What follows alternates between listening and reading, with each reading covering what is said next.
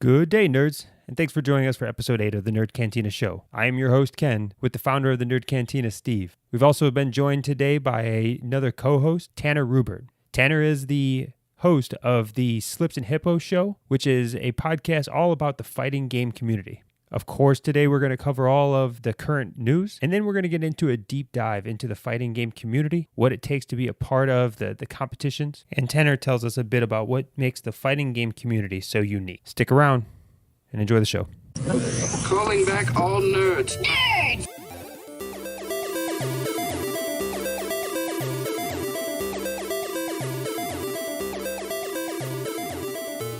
All right, and welcome to episode 8 of the Nerd Cantina show. Steve, you had a big weekend. How about you start us off with talking about some of these movies you watched this weekend? Yeah, so Detective Pikachu and the Tolkien biography came out this weekend, and both were really good movies. I wouldn't say really good for Detective Pikachu as far as a standalone movie, but going into it knowing that it was, had to be for children also. It wasn't like, these superhero movies that aren't made for children, but children can watch. I would say Detective Pikachu was kind of made for children, but adults can watch, kind of the reverse formula.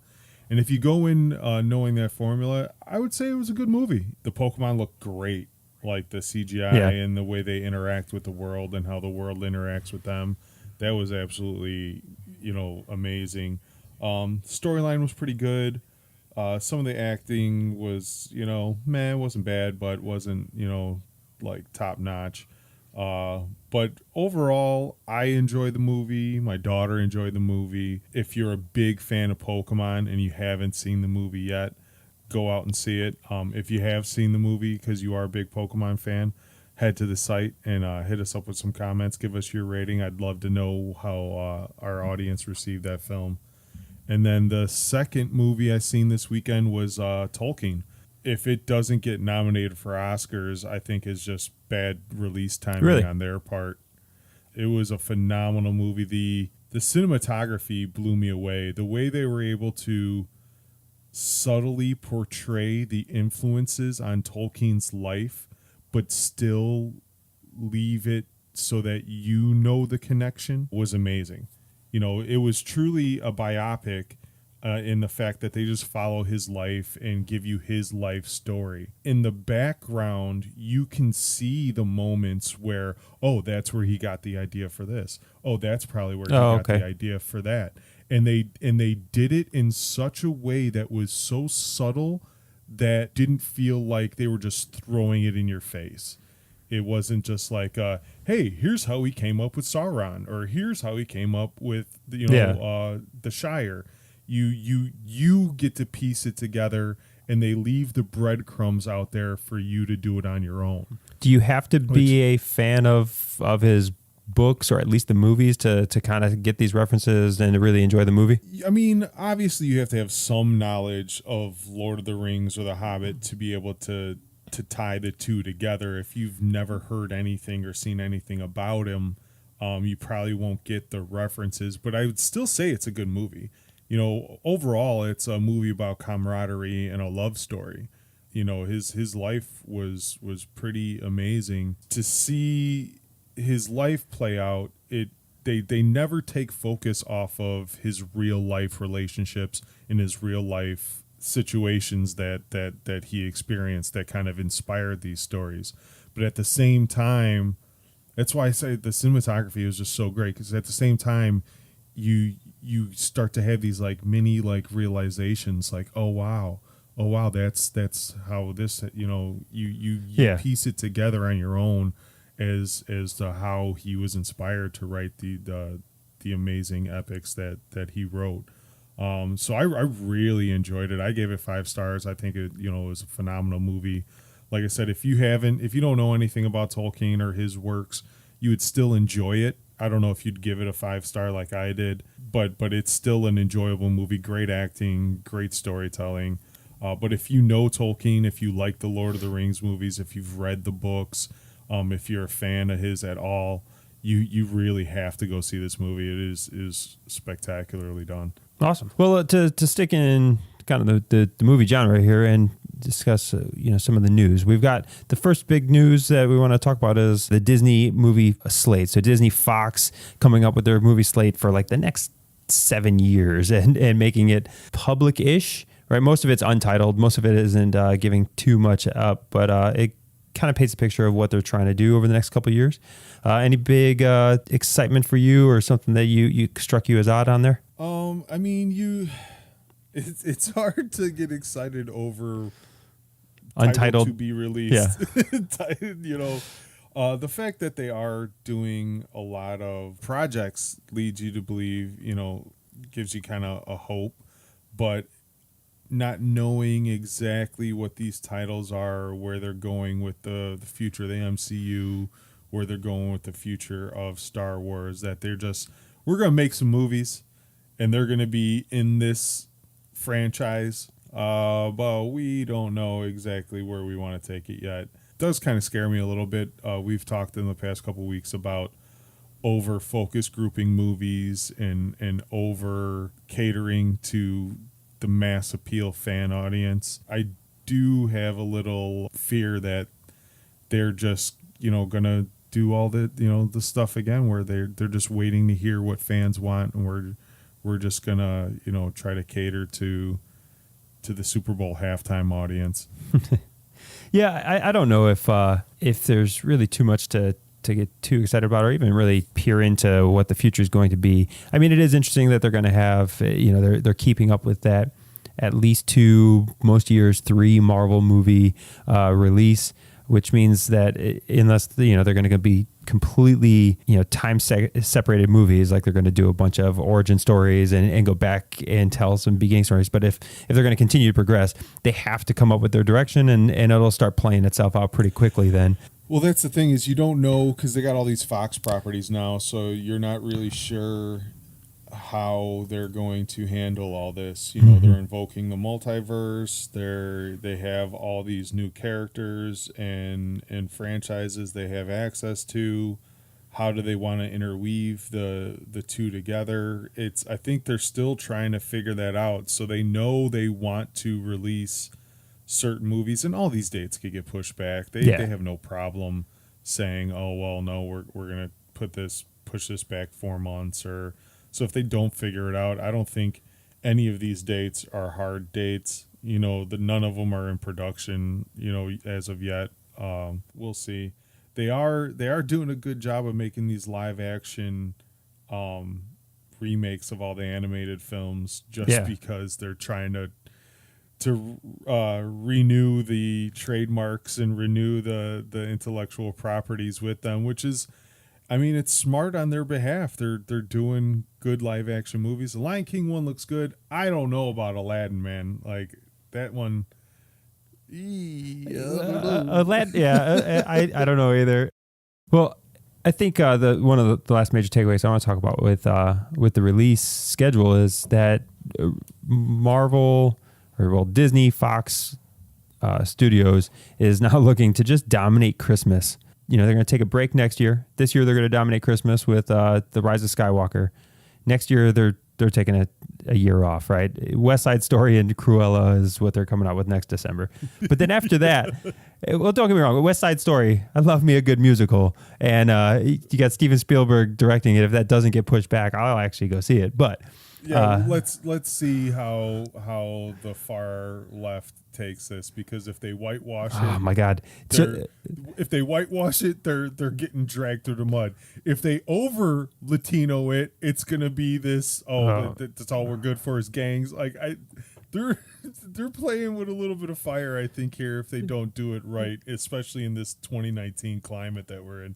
Yeah, there's always already funny stories too about like Disney and Spielberg fighting because Spielberg wants the kids to smoke, like it was in the play written however long ago, and Disney's like, no, you're not having children smoking on my movie. Older properties aren't aging well with they don't, with the new social justice theme that we're going with in society. And if you want to remake them, they're not going to be the same. Yeah, but I don't even blame some of this stuff. I don't even blame the social justice. Yeah, so you use it most of the time. That's used as a derogatory term towards kind of an overreaction. Yeah, I didn't mean it like that. But I mean a lot of it trying to do like social justice. This is a completely different cultural time frame. So some of it just I could see the 12-year-old smoking on a TV screen. A lot of people just not really tying into that. So that's not something I'm mad about. But coming after... But you're taking a musical about gangs, a love story about gangs, and you can't... You know what I mean? Like, how are you gonna do this without showing a part of society that we don't want to glorify? Yeah. No, it's... like you can't take a love story, a Romeo and Juliet story based in, rival gangs rather than rival families, and then not, like what like every cholo gang member is going to be vaping or something. Like, you know what I mean? Like how are you going to do this? You have to do it in a realistic way. So if you have, a Latino gang, for it, I'm sorry, you're gonna have to show face tattoos. You're gonna have to show some violence. You're gonna have to show some smoking. You're gonna have to show things that aren't part of the Disney brand. And if you just want to invoke the happy-go-lucky feels of West Side Story, because the original was a little campy. You know what I mean? How do you do that today and not just have it be a joke of a movie? Like you can't, yeah, you can't really do it. I mean, I don't know how they're going to do it. I mean, it's like I said, it's directed by Steven Spielberg, and that's a man who's going to know the pulse of how to do it tastefully and come up with a. Is this really though big Spielberg's release niche? Like, really, is this I like don't know. is this something that we can really like have faith that? Like, granted, Steven Spielberg is one of the greatest directors of all time. I'm not going to deny that, but look at his movies. He doesn't do West Side Story. Yeah, I mean, there's no argument there, but I'm not going to say that he's limited to a certain area. Like I said, I think they're going to do it right. I just think it's going to, there's going to be some really tough decisions that they're going to have to make in order to make it have current appeal and not feel like a throwback movie to a previous era. Because we really don't have a tolerance for the previous era anymore. So we don't. Like, people are watching movies that I grew up with that I thought were perfectly fine and just roasting them, man. Roasting them. Yeah, so I'm curious to see what that's going to turn out to be. But the rest of Christmas from 2021 on is just Disney alternating between Avatar and Star Wars out until, let's see, looking at the release dates right now up until 2027. So they alternate from 2021 with Avatar 2, then Untitled Star Wars Trilogy. So then every other year from that point on, you've got the Untitled Star Wars Trilogy that we're hoping RJ gets fired for before they go into production on. Fire that dickhead. But then it's, Avatar 2, 3, and 4, 5. They've got listed for the 5 Avatar movie release every other year. Those are James Cameron's babies. And they're going to get delayed and pushed back. You know what I'm saying? Like, he's had how long to make a sequel? Well, he's had how long to make a sequel? What has James Cameron really done in the last decade that he couldn't? So, has he been working on new technology? Because he basically reinvented 3D with Avatar. So and that's what I'm wondering. Sitting on a project. Well, and he said that his goal for this movie was to be glassesless 3D. That was his focus, was how to make glassesless 3D that can be displayed on a screen. And he said he wasn't doing Avatar 2 until he did that. So I'm curious, has he figured that out? Is this going to be the first one? Is he going to change movies making again? That's a possible thing. I don't know either. But this is a guy who, again, Avatar 1 revolutionized movie making and that 3D experience at a theater level. But is that like saying I'm not going to make another movie about Mars until I can shoot on location in Mars? Like, fuck Mars movies until I am on the red planet, and we could do like, are we really setting our goals a little too high? Just make a fucking movie, bro. No, I'm good with it. Don't just churn out a movie. If you've clearly got some vision that you want to have, why compromise? You're James Cameron. Why do you need to compromise? So I think it's good. Let him come in heavy and make a revolutionary movie. See if he can do this glassless 3D. I'm excited for Avatar 2, and then we'll see if 3, 4, 5 really can happen every other year, because I find it hard to believe he's going to keep up that pace. Excited, I'll say interested. I wasn't the dude that's seen Avatar 1 8 times in the theater and creamed all over that movie. I seen it. It was pretty good. I want to say I actually didn't even go see it in the theater because I was on a social protest for that one, because everybody was jocking his nuts so bad. I was just like, you know what? I'll wait. I can wait. No, it was. I definitely saw it in the theater. I might have seen it twice in the theater. There was one that hit my antisocial bone. I want to say like that and Titanic were like the movies that everyone I knew seen 6 times. I've still to this day never seen Titanic. I just said fuck that. Like, everybody loves it so much. I want no part of this whatsoever. I was the anti Game of Thrones dude. On those 2 movies. Same. Like I was the 12-year-old protest of Titanic at the time, and I still to this day have not seen that movie. My motherfucking prom theme. My Heart Will Go On was my motherfucking prom theme, man. Like every dude that was wiped up with a cheerleader that I hung out with in high school my senior year had to go see that movie like 9 times. And it's like, bro, you're not going to go do it. And me being the perpetual single dude in high school was just like, nah, man, I ain't got a girlfriend I got to take to see this movie. I'm straight. Y'all could go watch Leo die on that door again. I'm all good.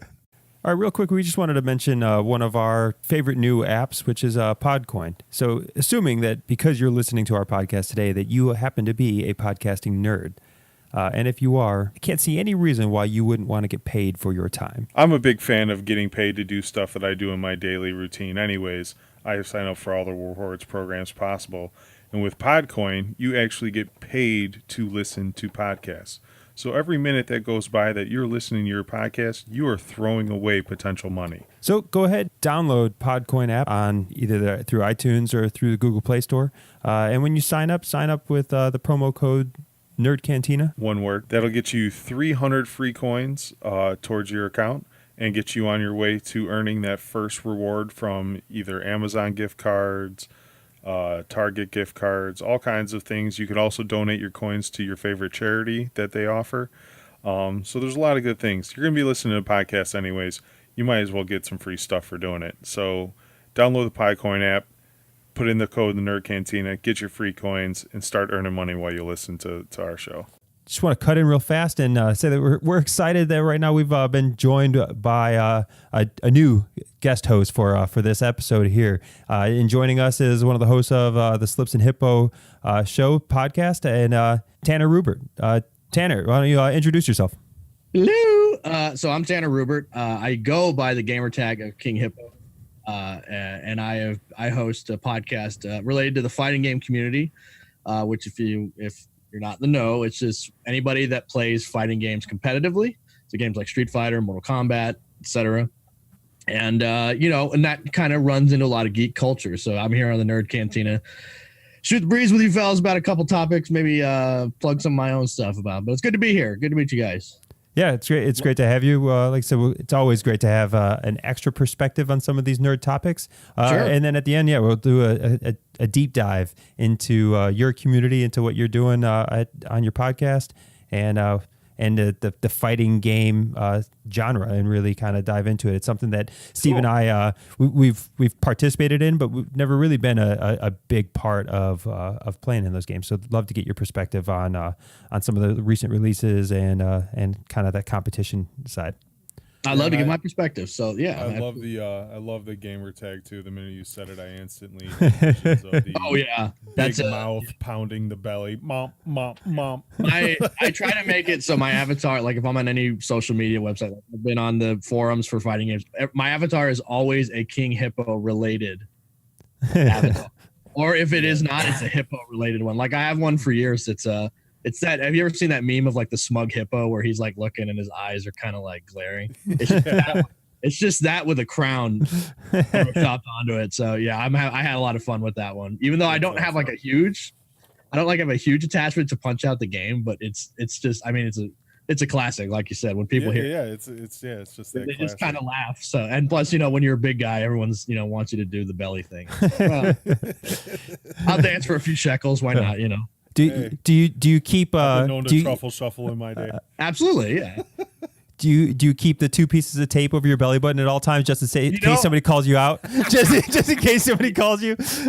No, but the one thing I did that's like the closest to in character was I had a bag. So I used to play with a controller that was like an arcade stick controller, and I'll geek out about those when we get to it. But I used to have one of those. I had a case for it, and I had to have some way to identify my case because it was a kind of a generic bag, and I just printed out the 8-bit image of King Hippo from Punch Out 1 and just taped it to the front of the bag.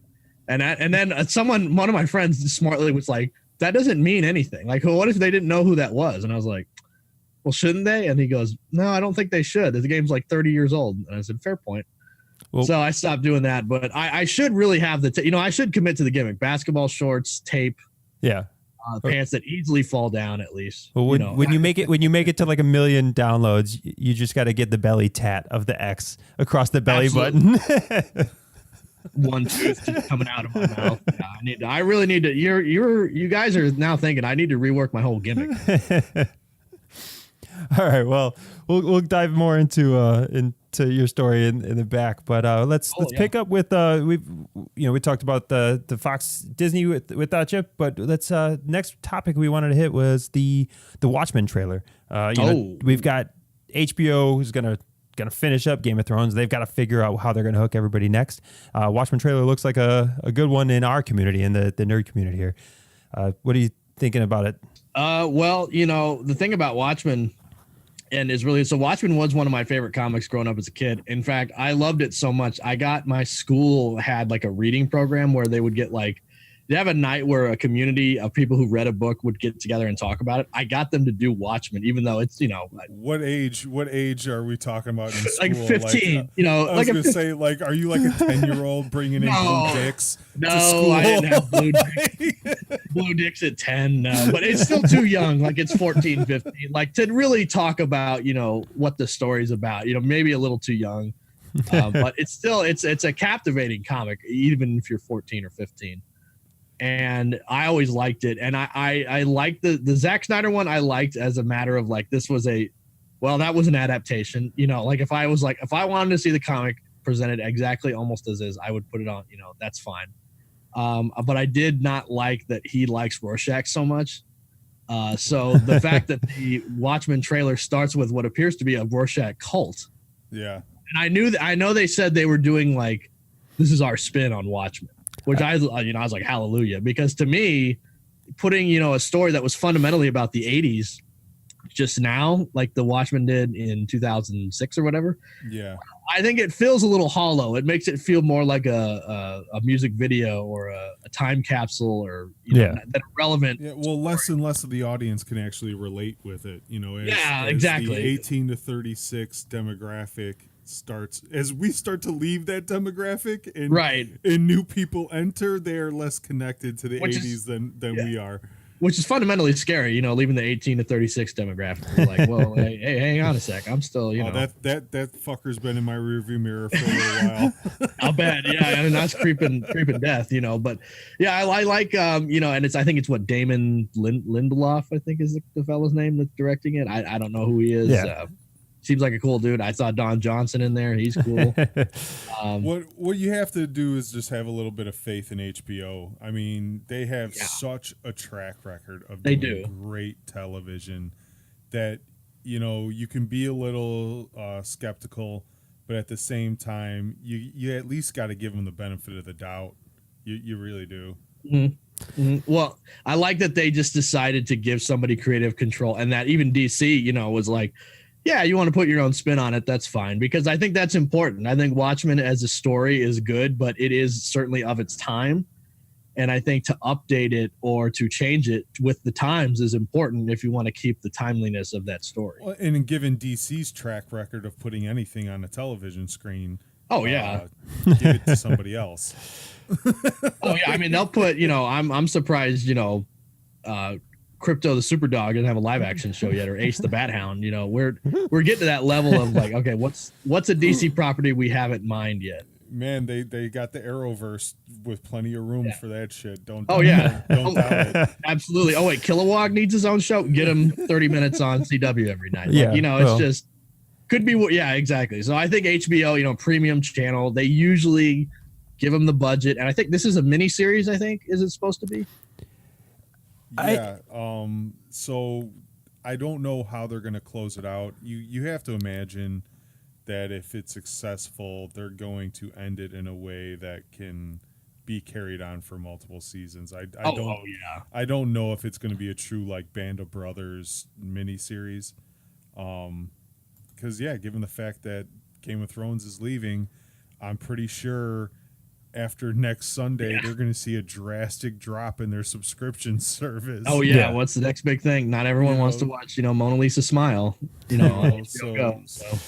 that I see them really trying to hold on to as much of that audience as they can, and if Watchmen does it, they're going to carry. They'll carry it for 3 to 5 seasons. Yeah, you don't even need source material. We know that. Yeah, hey, we ran out of source material. Hey, we'll keep it going. We got money. Yeah, and that's really? I don't think they plan on using the source material anyway. It's just like you said, they're not doing an adaptation. They're doing their own spin off of it. Judging even by all the Rorschachs that are displayed, the Rorschach cult. That lends itself to that it's following the comic. Where at the end of the comic, Rorschach gives up his memoirs or whatever else, releases his memoirs. So this is not like a cult. Yeah. This is a cult that is following his memoirs.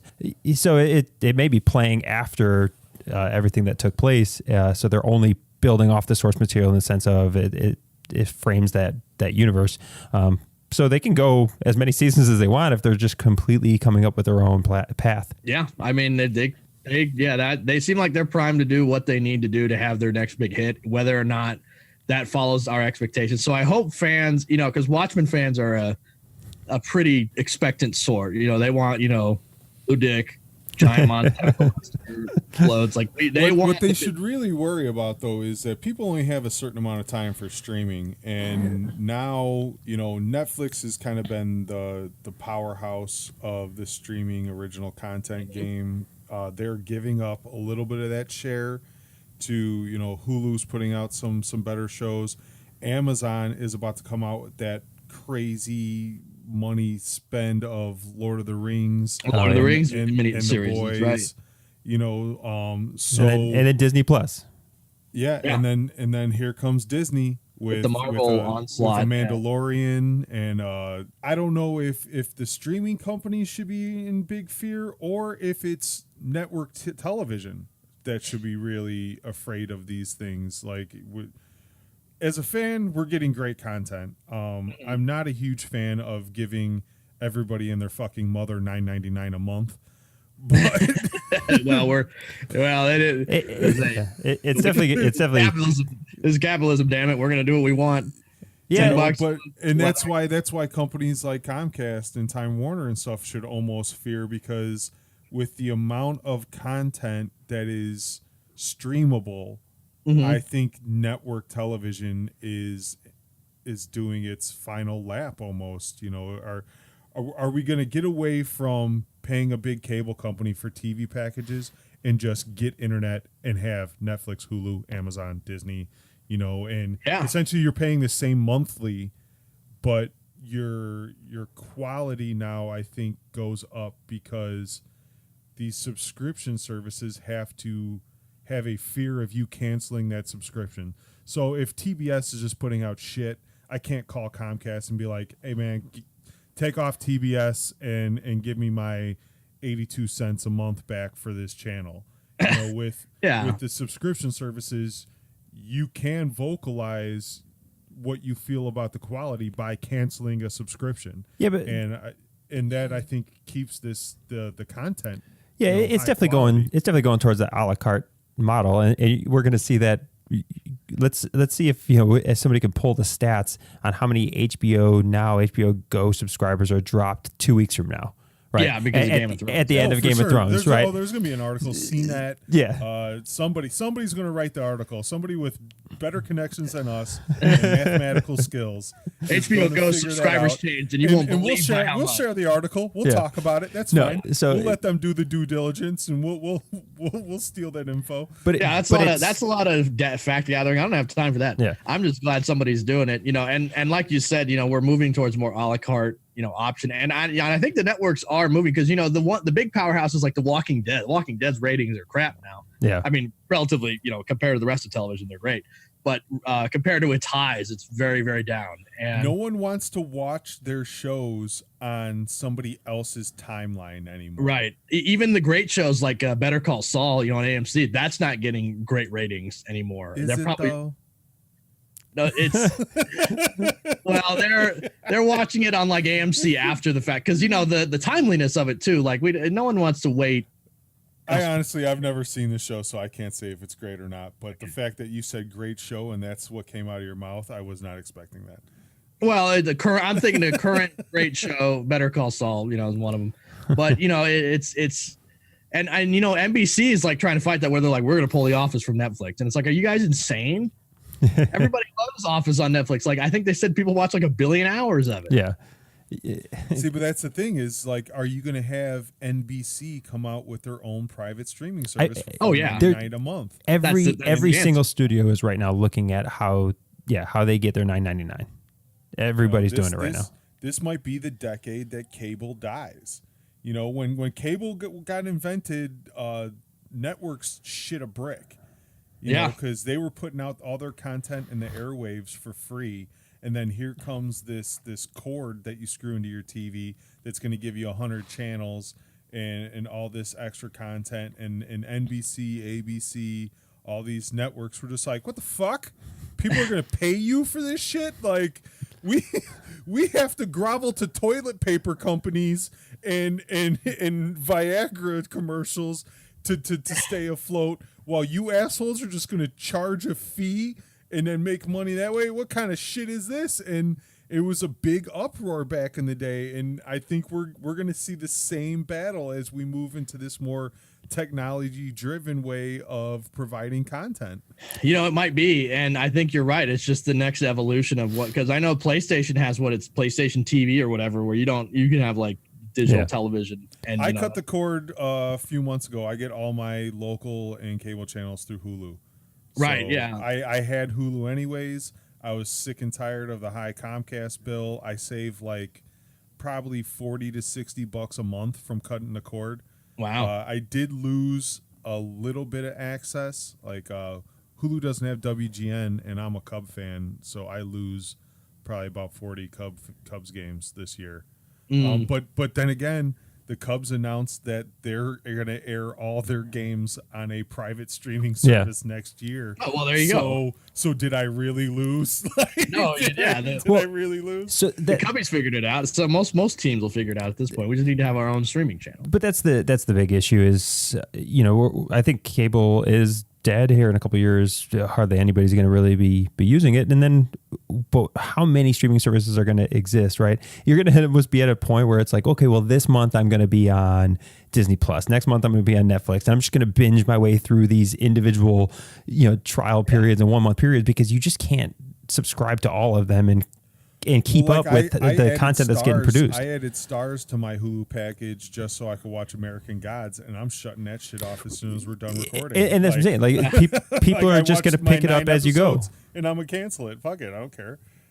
But giving people more control to say, this is what I value and this is what I don't value, I don't think is a bad thing. Like it's probably a better way than what we had. Yeah, I mean, cable. I mean, to be fair, like I'm not shedding tear for Time Warner for Warner Media. They sort of monopolized the cable industry. Well, and they screwed customers for Comcast provides for half the country. Time Warner provides for the other half, and they shake hands on what they should charge people so they don't undercut each other. Right.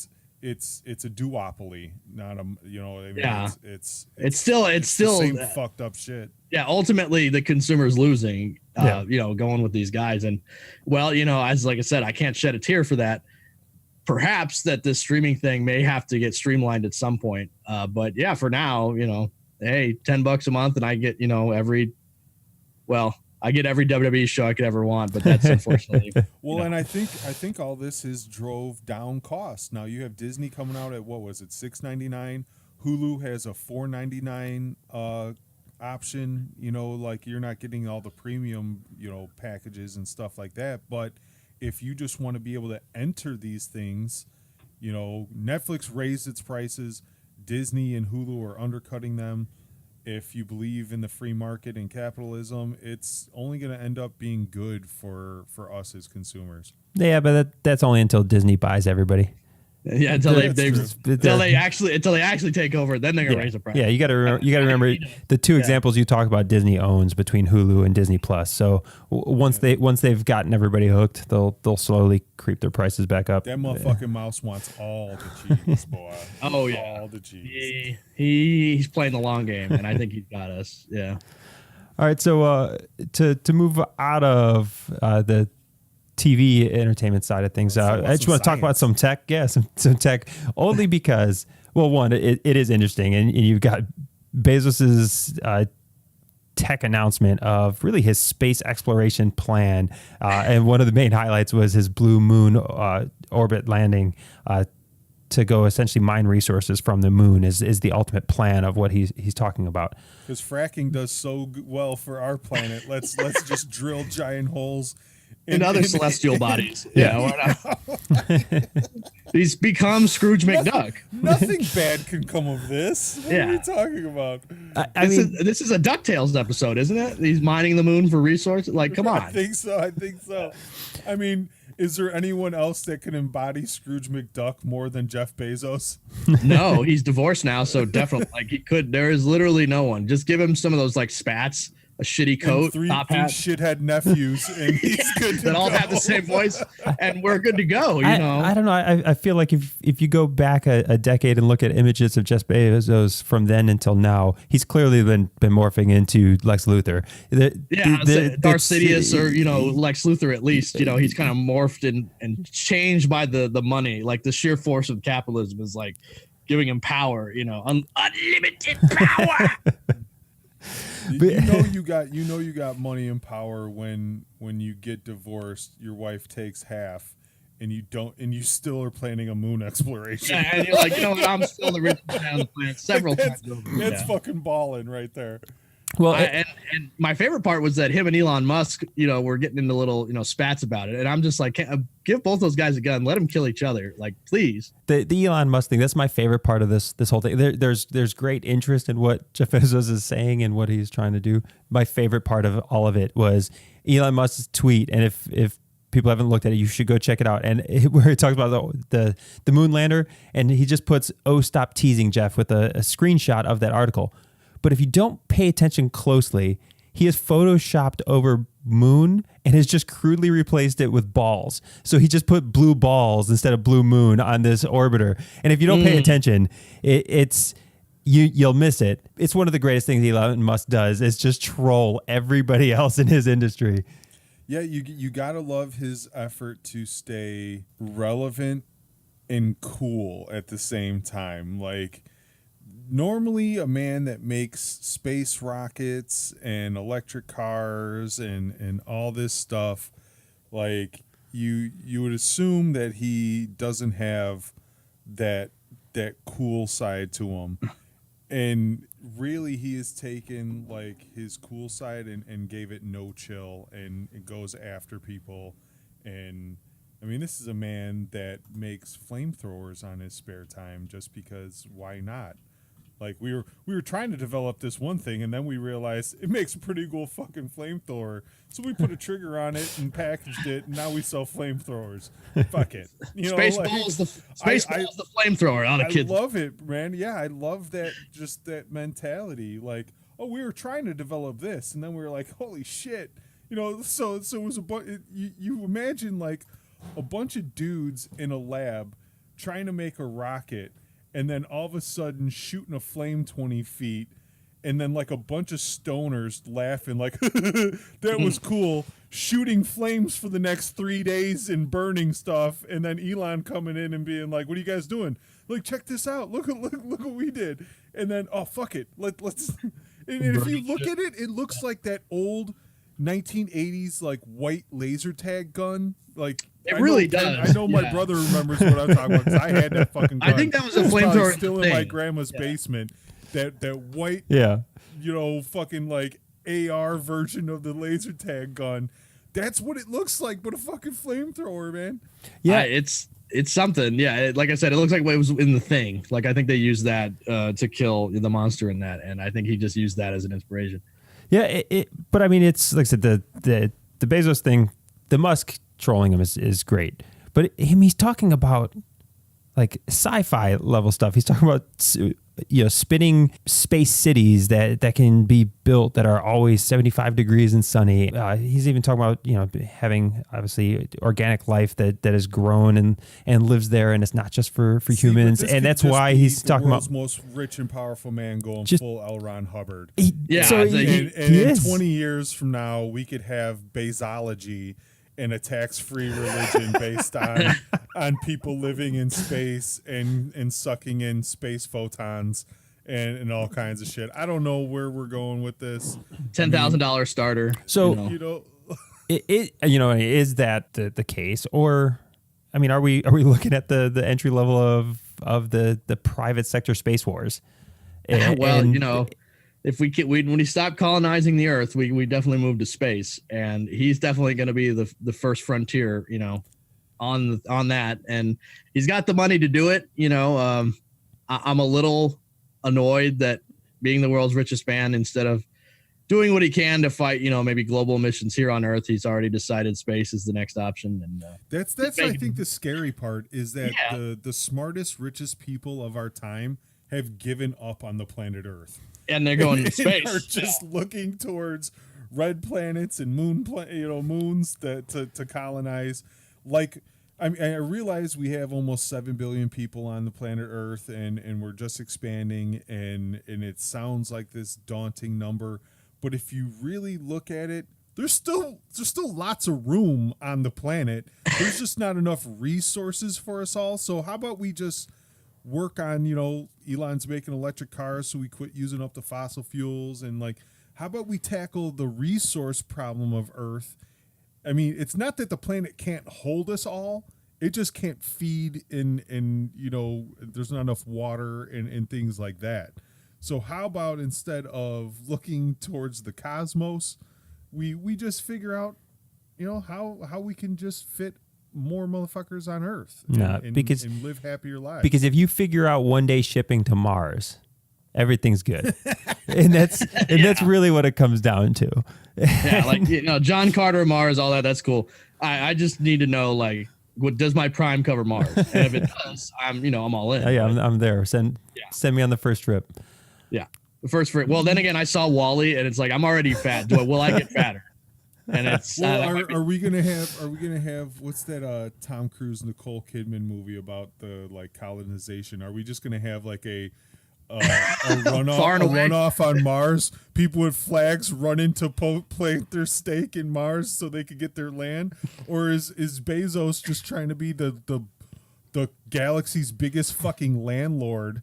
And you know what I mean? Well, to be fair, on Mars, it would, at least the running would be funny, because it'd be like hops and skips and gravity, would be a very slow process. That would be really funny, though, in a far and away type situation. All right, well, let's keep progressing here and moving into video games before we dive into the fighting game. One last thing, as far as we talked about our childhood and our nostalgia. Yeah. Well, we got Final Fantasy VII remake, which just punches us right in our nostalgic heart. Oh God, man. I was happier than pig and shit when I saw that. I lost my mind. Full disclosure, I know this might be shocking to some listeners and stuff like that, because I do run a nerd website and podcast, but I never played Final Fantasy VII as a kid. How dare you? That was... I never really enjoyed turn-based fighting when I was younger. I do enjoy it more now because I kind of grown a respect for the strategy involved. I've played a few better, turn-based games. What really did it for me was when 360 came out with that Lost Odyssey. I don't know if anybody else played that. That Lost Odyssey by the old Final Fantasy guy. So that was what really kind of like opened my eyes to like, no, these games are challenging. You got to structure your team right. You got to use certain abilities at certain times if you want to beat these bosses. Like, it really opened up my eyes to turn-based. But when I was younger, I was a button masher. Yeah, absolutely. We all were. Yeah. And this was, a different change of pace. I didn't appreciate it myself until maybe I was a little bit older, maybe like 9 or 10. Yeah. I was gonna say, I played it as a kid, but then I played it again as an adult with my wife. We replayed it, probably 15 years ago or whatever else. But it held up. I'm so excited to see this iteration. I don't think it's going to be turn-based anymore. It looks like the fighting gameplay is going to be changed. Thing is the last few Final Fantasies, the fighting is action. And I'm not too big of a fan. I don't hate it, but it feels like there could be a better way. Well, I think to me the best way to do it would have been Final Fantasy 12 took off of World of Warcraft, where it was turn-based, but it was live. A dungeon, how Star Wars Knights of the Republic was, where it used the Dungeons and Dragons dice rolling style, idea to who attacks first, and then they attack, and then they wait for the other one. I think that might have been the best way to do it. But I think the action thing can work. The problem is that you need variance. And I think the problem with, say, Final Fantasy 15 was you only got to play as one character. Now, he had a lot of different things he could do, and it was cool. But in this one, it looks like they're moving. So you can play as not just Cloud, who's the main character, but Barrett also, who has a gun. He works differently than Cloud would. And I think that variance is important, especially if it's going to be. Now, I don't know if they're still going episodic like they talked about, because that was, and this is years and years ago. I was going to say, so you have to go back 4 or 5 years since they first? Yeah, was it 2015? Okay, yeah. So 4.5 years. You got to go back to start piecing together all of the little press releases and all the little things that they've come out. Right. Because they've said that it's going to be it's going to be similar in design in the sense that you can play as 3 characters at a time. So you still have a 3-man team that you're going to go forward. So you're going to be able to bounce between characters in the way you fight. The combat style is not going to be turn-based, they said, but it's still going to have that team aspect to it. So you have to. All these characters are still going to get relived to some degree. I don't know whether it's is it going to be a shot-for-shot remake of the story? And that's where I'm excited, because I think with Final Fantasy VII, the thing that's important is that it came out, in 97, and it was made in 96. And if you look up any, I know Polygon had a really great article about the entire history of it. It was a huge article piece they did. And one of the things they talked about was the guy who translated it was I had a copy of the game that I could not stop, and I had to do it by hand, and I was the only person working on it. And a lot of the story and parts of the translation are wacky. And if you play the game again in 2017, you this part didn't make sense because the dialogue's bad.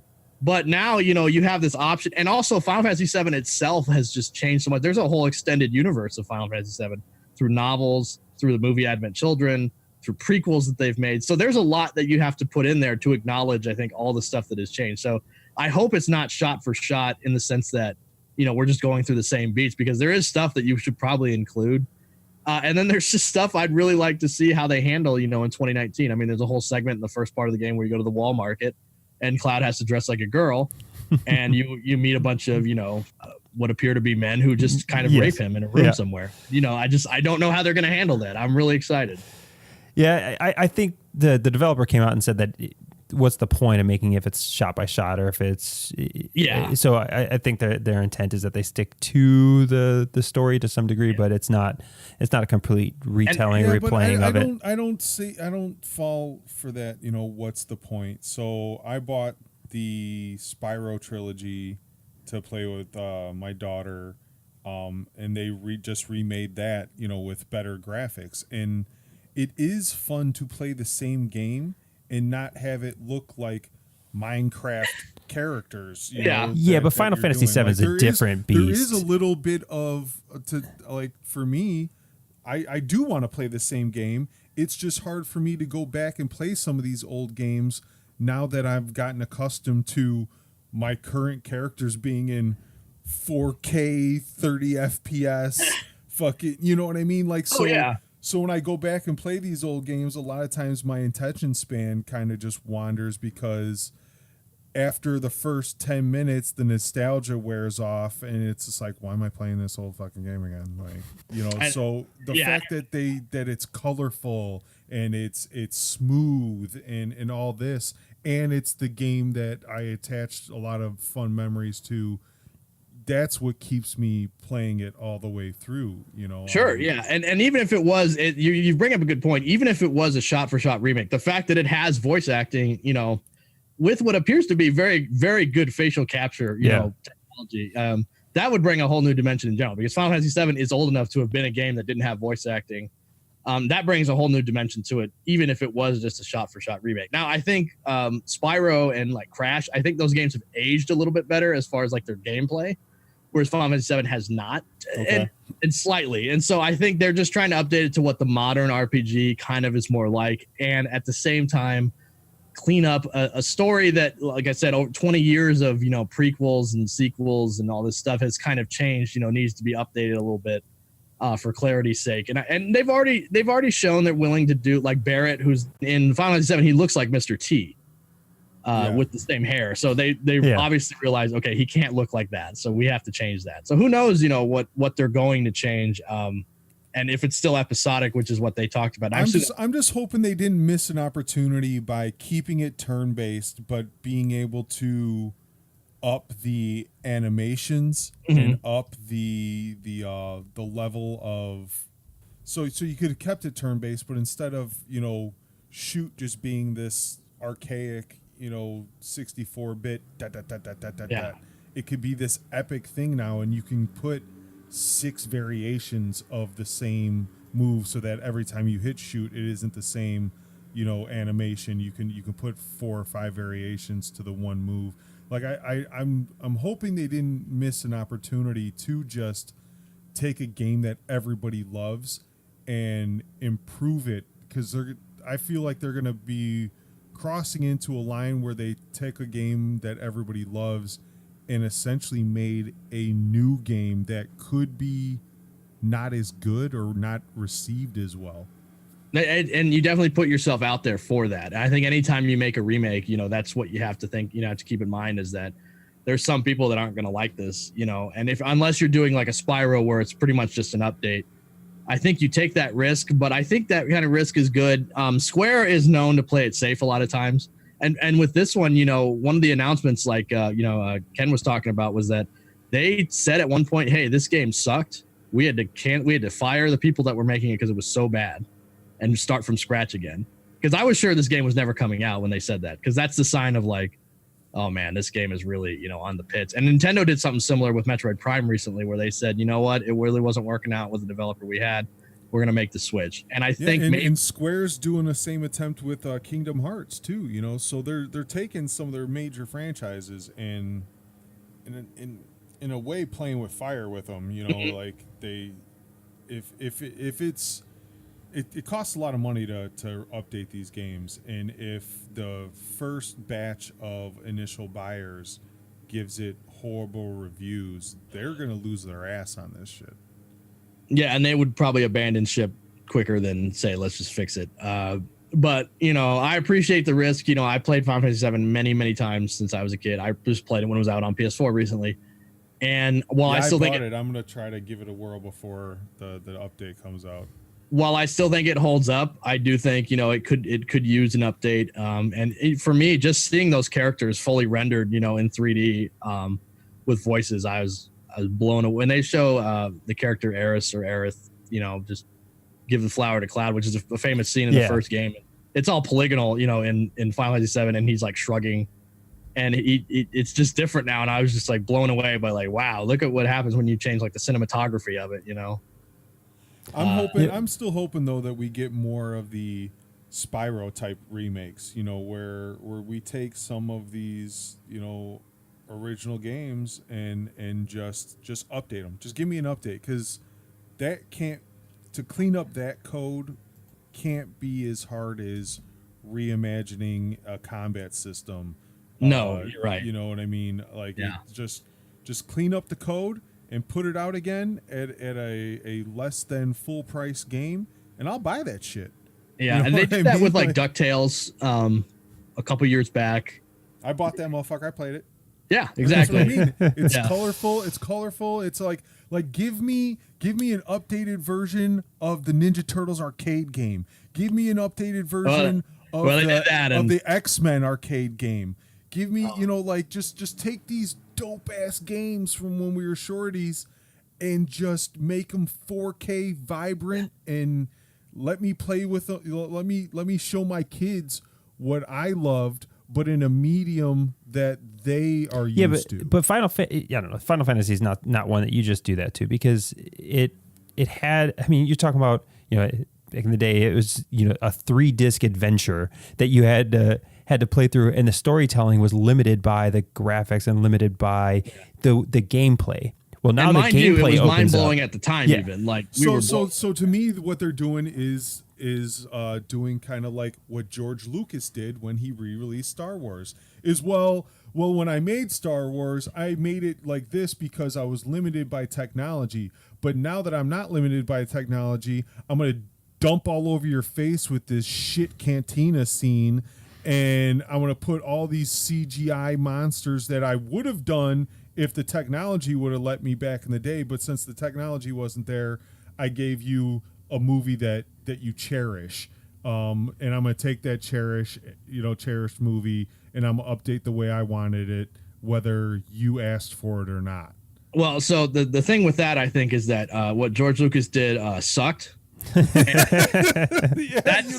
me, that's the big, if that Cantina scene, or the Jabba was in it and didn't look like a poop monster, we would have been like, oh my God, what a G, who'd have thought we should do that to our movies before.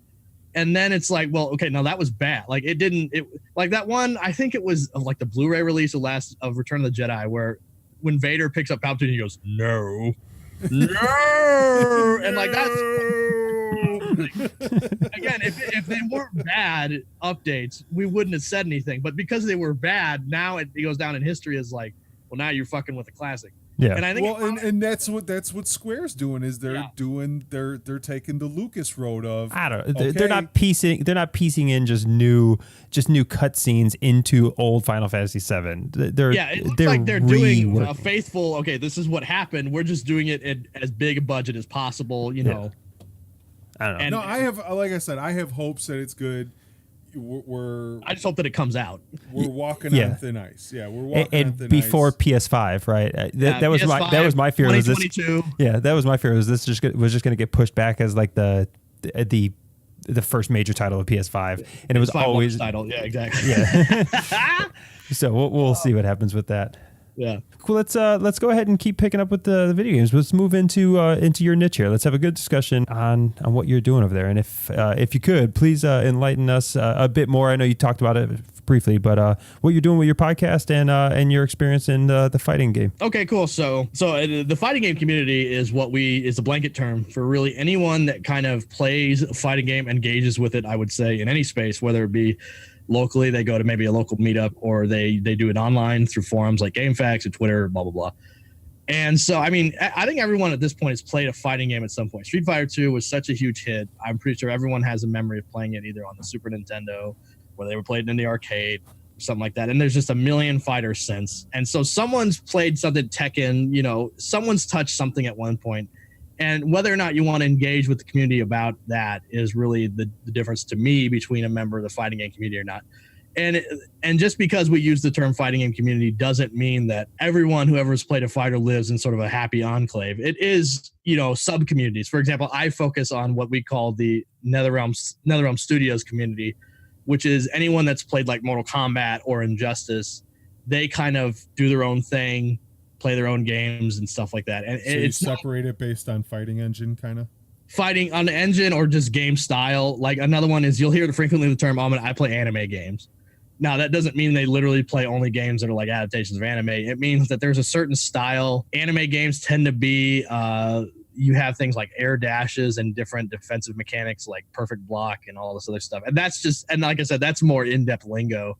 Whereas, play games with turbo at the end. Yeah, exactly. I only play, I would only play a game that, allows you to play on 4 buttons as opposed to 6. No, they don't do it like that. But there is definitely like a niche, and Mortal Kombat is kind of a weird game on its own, competitively, that does a lot of things different than, say, a more traditional game like Street Fighter would. So you don't get a lot of overlap between communities there. And now, so what I did with my podcast, you draw the line on fighting games though. So is like Super Smash included in there? So that's kind of controversial. So that's what I mean. Like where are we drawing the line? So that's very controversial. A lot of people have this they hate, because the Smash community also completely plays by Smash was always big before any fighting game was really big in the mainstream. Like Smash has had tournaments for years, has had like a huge following. Like Melee, it's still played today, which came out in 2001. They're just fanatics about it. And the way they play is differently. The way their community kind of worships players is a lot different and all this other stuff. And a lot of people don't like that. And to be fair, there's some of it that is quite odious. But whether or not it's a fighting game is always up to, because you could look at Smash and go, well, there is 2 characters fighting, thus a fighting game, which is what, my position sort of is. A lot of people would go, well, but it takes place on a plane where you're constantly jumping, and you use percents instead of a life bar and blah, blah, blah. And so it's really not a fighter. It's more of a party game.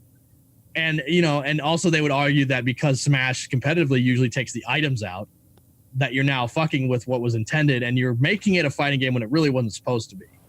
And I don't agree with that. I think, as long as the idea is that you're beating someone else in one-on-one competition through your fists and special moves and on a 2D playing field or a 3D playing field, it's probably a fighting game.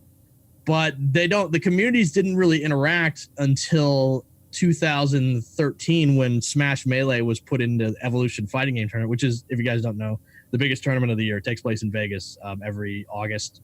And Smash got voted in to be there. And ever since then, it's been one of the highest attended tournaments at EVO. And now most of the regular fighting game tournaments will include Smash Brothers. And there's like 2 different. It's got a cult following. The cult it's a cult. That's a great way to put it. These guys are nuts about it. Like, it's so bad that, like, if you say Melee should, be updated, the death threats. Like, it's bad. So yeah, and whether or not it's a fighting game or not, is really a lot of source of contention. I think at this point, most people have kind of moved into it's a fighting game, let it rock camp. So Smash Ultimate, for example, is one of the highest so far at Evolution this year. Is one of the highest entered tournaments. It will probably clear 2,000 people, which is pretty nuts, for any fighter. So, it drives numbers, and you know what? Ultimately, I respect it as a fighting game. I don't play it, seriously myself, but I do enjoy it.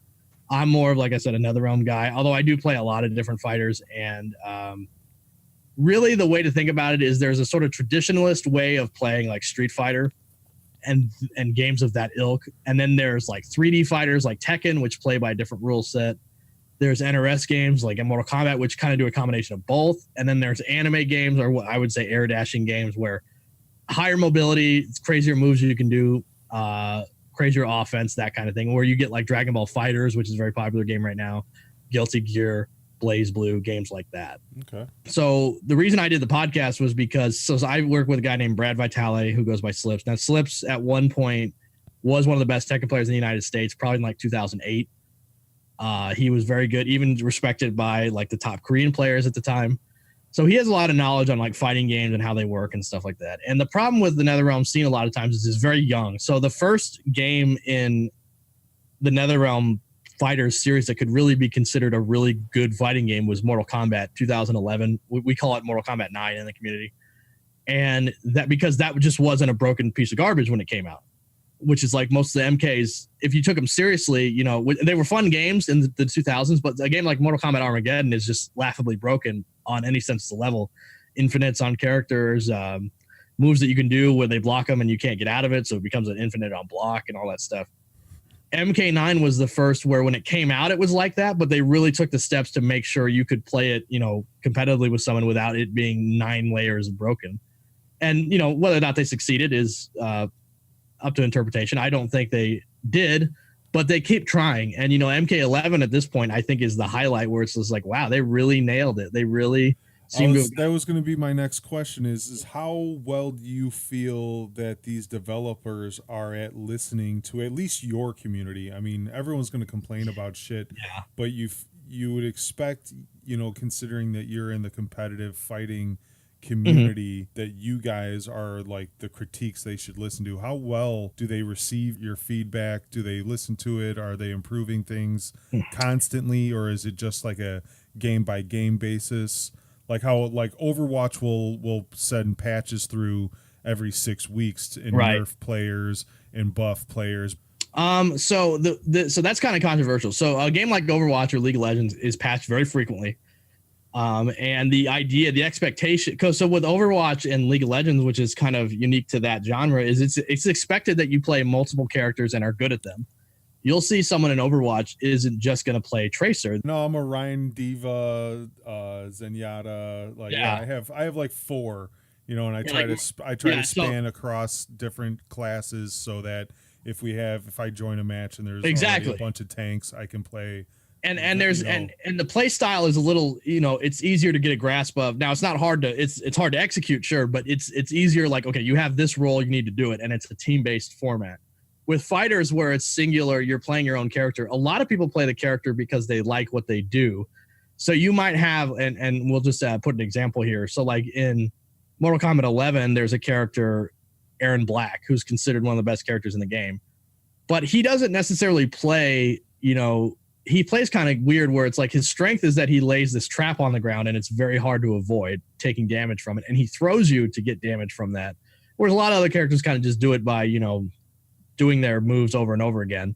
So he kind of plays this very unique way. And if you change that, if you were to nerf it or you were, and let's say you took a lower character and were to buff it, you play Havoc with now, and most games nowadays will have a long series, what they call a professional tour. Like NRS has one right now. I think it's just called the Mortal Kombat Combat Tour or something like that, where every event is like a $20,000 pop bonus. So if you play Havoc with the game by patching it, frequently, people will be very upset. And that happens with early NetherRealm games. That happened when the games would come out, they were really kind of busted. So they'd have to do a lot of quick fixes to really get it more in line. Or when they'd release a DLC character that was just nuts, and they'd have to get it in line. And like for example, when Injustice came out, the first Injustice game, Scorpion was included as a DLC character, and he was so good that the first tournament they had, there was 4 Scorpions in the top 8. And they don't want that situation to happen. So what they did was, that's what I mean. Like, how do they avoid like a broken character? I remember being in my college dorm and we're playing Bond. There was a strict rule: no fucking odd jobs. No odd jobs. No fucking odd jobs. Yeah. So when you get a fighting game like this that they don't patch, do you guys just have to lay blanket rules like that? Like no Sub-Zeros, you fucking schmucks. Like, and that's so funny that you mentioned that, because that's extremely looked down upon as a community rule. If you ban characters, everyone's just like, oh, you pussy. Like, oh, what? For example, like right now, Smash is having. Are they the pussy for banning them, or are you the pussy for playing a broken character? Like, what the fuck? Well, and that's, so the community would say that anything goes, because when they play, so the community's used to playing games like, I don't know if you know about Marvel vs. Capcom 2. Marvel vs. Capcom 2 is legendary in this community because it's so hilariously, stupidly busted. The game was made in like 9 months with reused assets, right? So it makes no sense. But people love it. Like, they love the fact that you play Sentinel or Storm or Magneto, and you have to play the other you have to play Storm or Sentinel just a lot of times just to combat, whoever. The game really relies around, like, there's the roster is deep. It's like maybe 60, like 45, 60 deep. You really only play about 7 characters. Yeah. And to most people, that's fine. The game is, has a lot of depth even with those characters, and that kind of molded that, hey, anything goes. And if you ban something, so like in Smash right now, there's an honest talk about whether or not to ban Jigglypuff, because Jigglypuff in Melee, her strategy is something about that. Yeah, her strategy is so dominant of running away, and she has a unique jump where she like kind of puffs and jumps a lot. She puffs, yeah, exactly.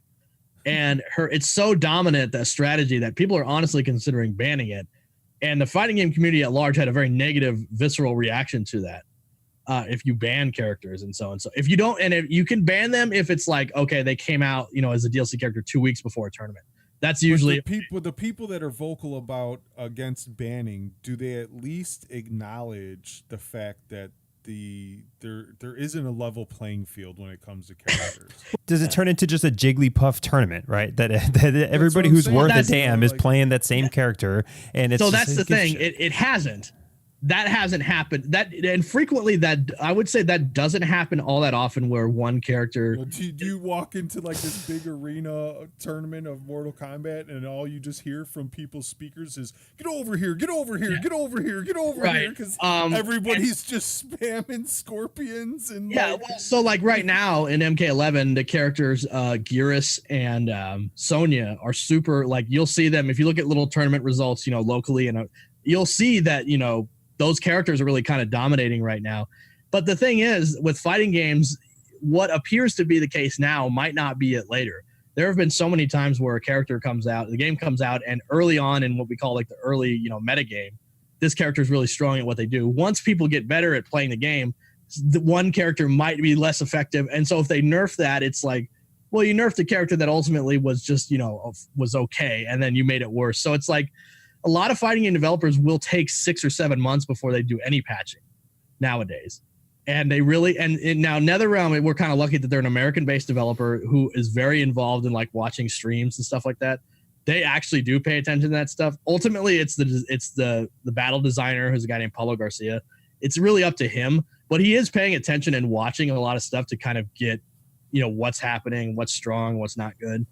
And the problem with a lot of fighting games is that they are developed in Japan, where there not only is a language barrier, but just a general, like how we're going to make the game.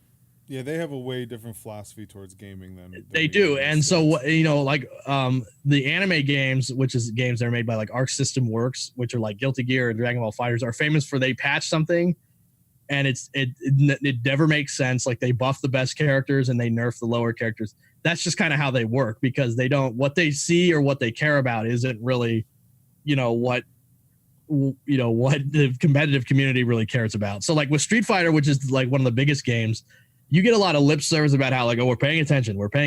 But then ultimately you come out and you're like, I don't really think you're paying attention all that much.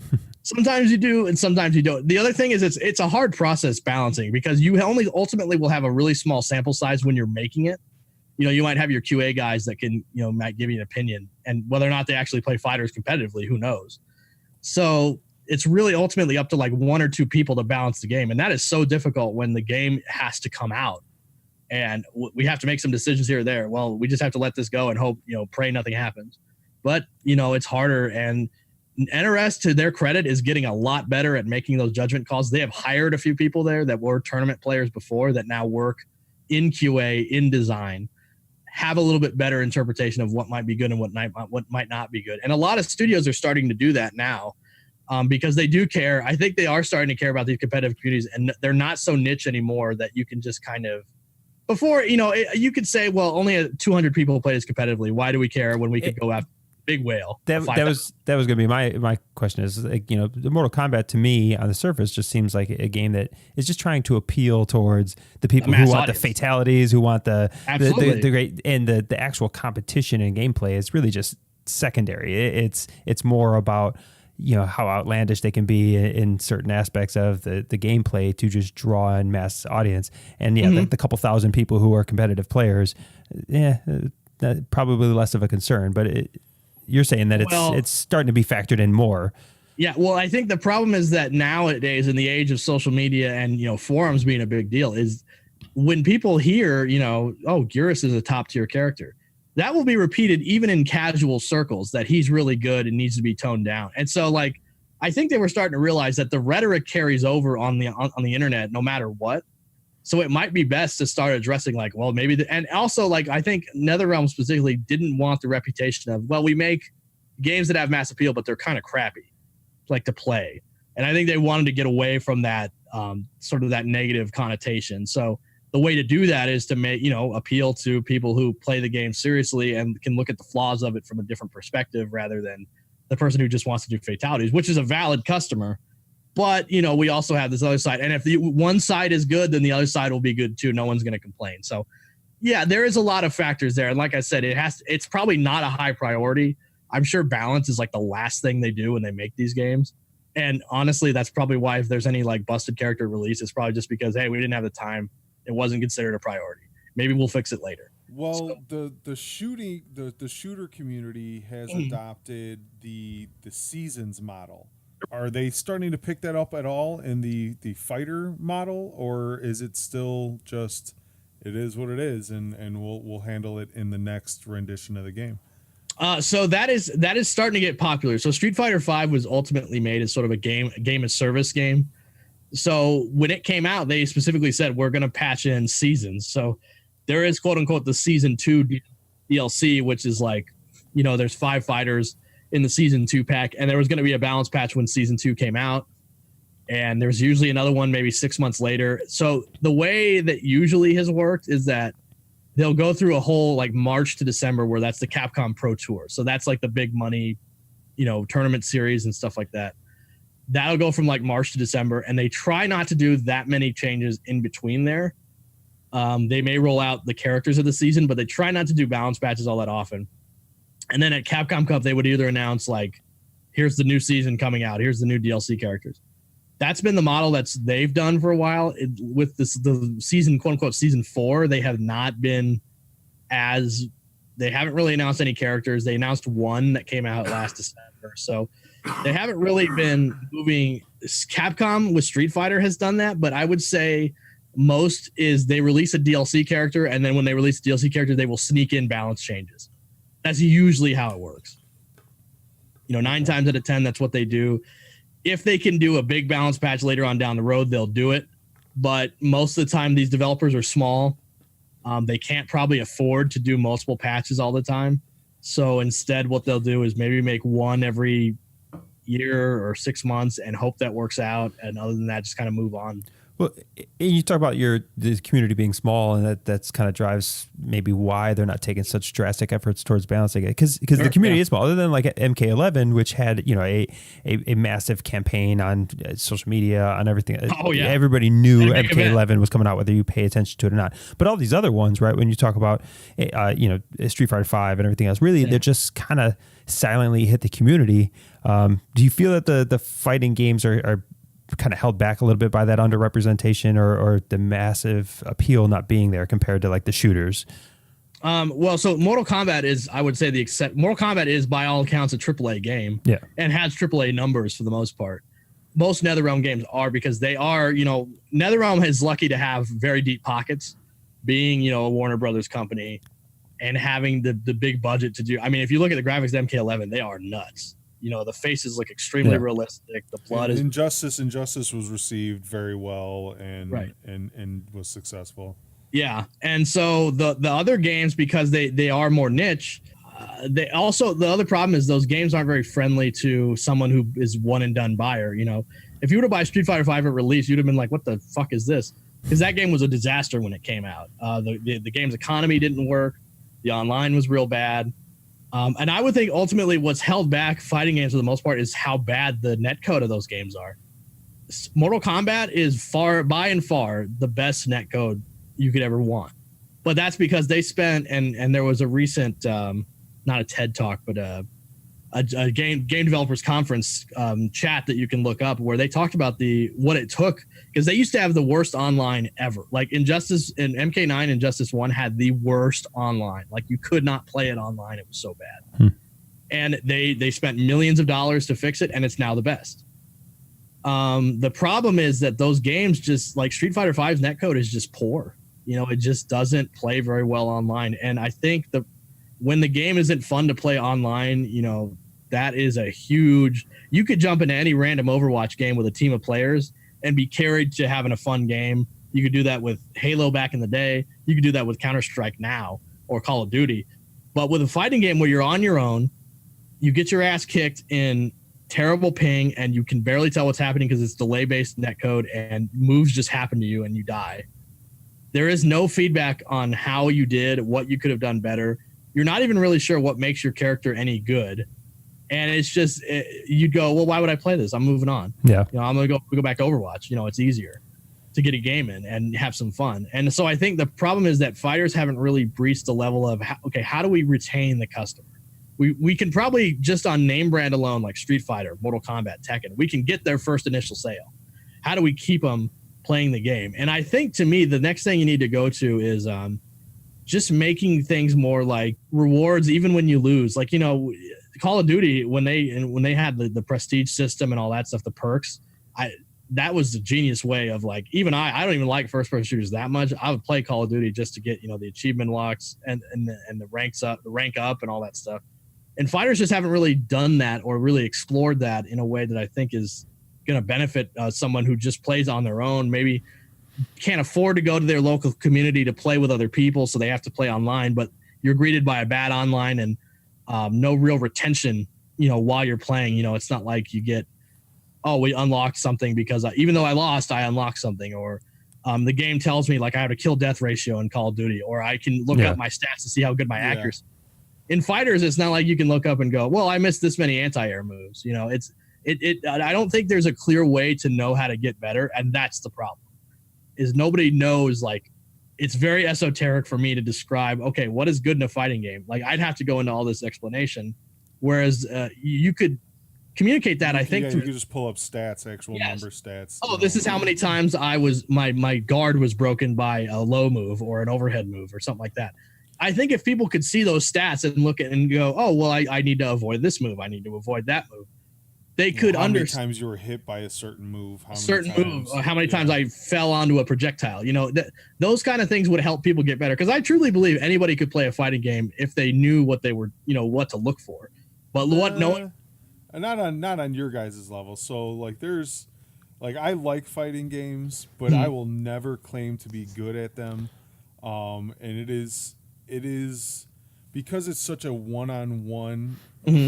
Like as far as shooters are more team based, and things like that. Anytime you have a game like Madden or Fighters where it's one-on-one, you internalize those losses. Oh my God, yeah, it's really bad, and it really can deter you from wanting to play the game. Oh yeah, I have been I've placed very well at tournaments. My skill is regarded in certain games as very good. I still, when I play online, and get the anxiety of, oh, this guy just beat me and he's just laughing at how bad I am. You can't escape that, especially when you lose to something and you feel really dumb. Like someone's the stat I'm most interested in that the video game wouldn't be able to tell you is how many broken controllers. Oh yeah, or they broke the disc. Broken televisions are attributed to this game. Yeah, the what they call the salt. Is I mean, even in person, people can't help themselves. You can find compilations on YouTube. A 45-minute compilation of some guy loses the tournament, he chucks his fucking controller at the wall, or has some outburst, and it's just like, if people can't control themselves. We just had that tragedy. Was it 8 months ago, where a dude shot up? Oh my God, yeah, and was it a Madden tournament? A Madden tournament, and to be fair, I don't want to speculate whether or not it was because he lost, but that is because people. But it shows the level of vitriol. Yeah, that is, people really put their lives, their whole lives into this. Like, if I'm not good at this game, then I'm a nothing. Yes, and that is dangerous because the NetherRealm community, as I mentioned, is pretty young because MK9 is sort of the first game to really kind of taken seriously as a fighting game, and that was only 8 years ago. And so the community tends to span a little bit younger, early 20s, maybe a little bit younger. And some of these kids get, so warped by how much money you can make that I think ultimately it's for the negative. We just recently had how has injecting large sums of money into competitive gaming, do you feel been, is it a net positive for gaming? Is it a net negative? Well, so and for fighting games, it's certainly different because they're not on the level of League of Legends and even like Madden and like Dota 2, for example. Fighting games don't have as much money put into them as those games would. They're getting there, but they don't ultimately have as much money put into them. But they have certainly seen, quite a fair bit. And that can change with one release. It really could. So like Mortal Kombat, like right now, someone puts out a phenomenal game that just everybody loves. It'll change overnight. I think the prize pool for MK11 is like $250,000. Yeah, it's a lot. And so we've seen there are good things, because one of the problems is that like with tournament organizers before it got really, and we use the term esports, like that's a term in the FGC, like we'll use kind of negatively with a negative connotation. But like one of the good examples of like having more esports integration was that a lot of those old tournament organizers who kind of wouldn't care about like the integrity, like they would let their friends rig the brackets, and like, why not? Who cares? That doesn't fly anymore. In fact, the Capcom Pro Tour had a tournament, East Coast Throwdown, in 2016, where they had to tell them you can't be on the tour for a year because they played with the brackets after the top 32 had been set, and because this is what they do. That's just oh, my friend, me and my friend, we both live on in California, we don't want to play each other, and it's like, oh yeah, we'll fix that. Well, you can't do that. Yeah, tough shit. Serena Williams doesn't want to play Venus Williams in the in the beginning rounds of Wimbledon, but if that's how it fucking plans out, that's how it fucking plans out. Exactly. So that kind of thing doesn't fly anymore, and that's a good thing.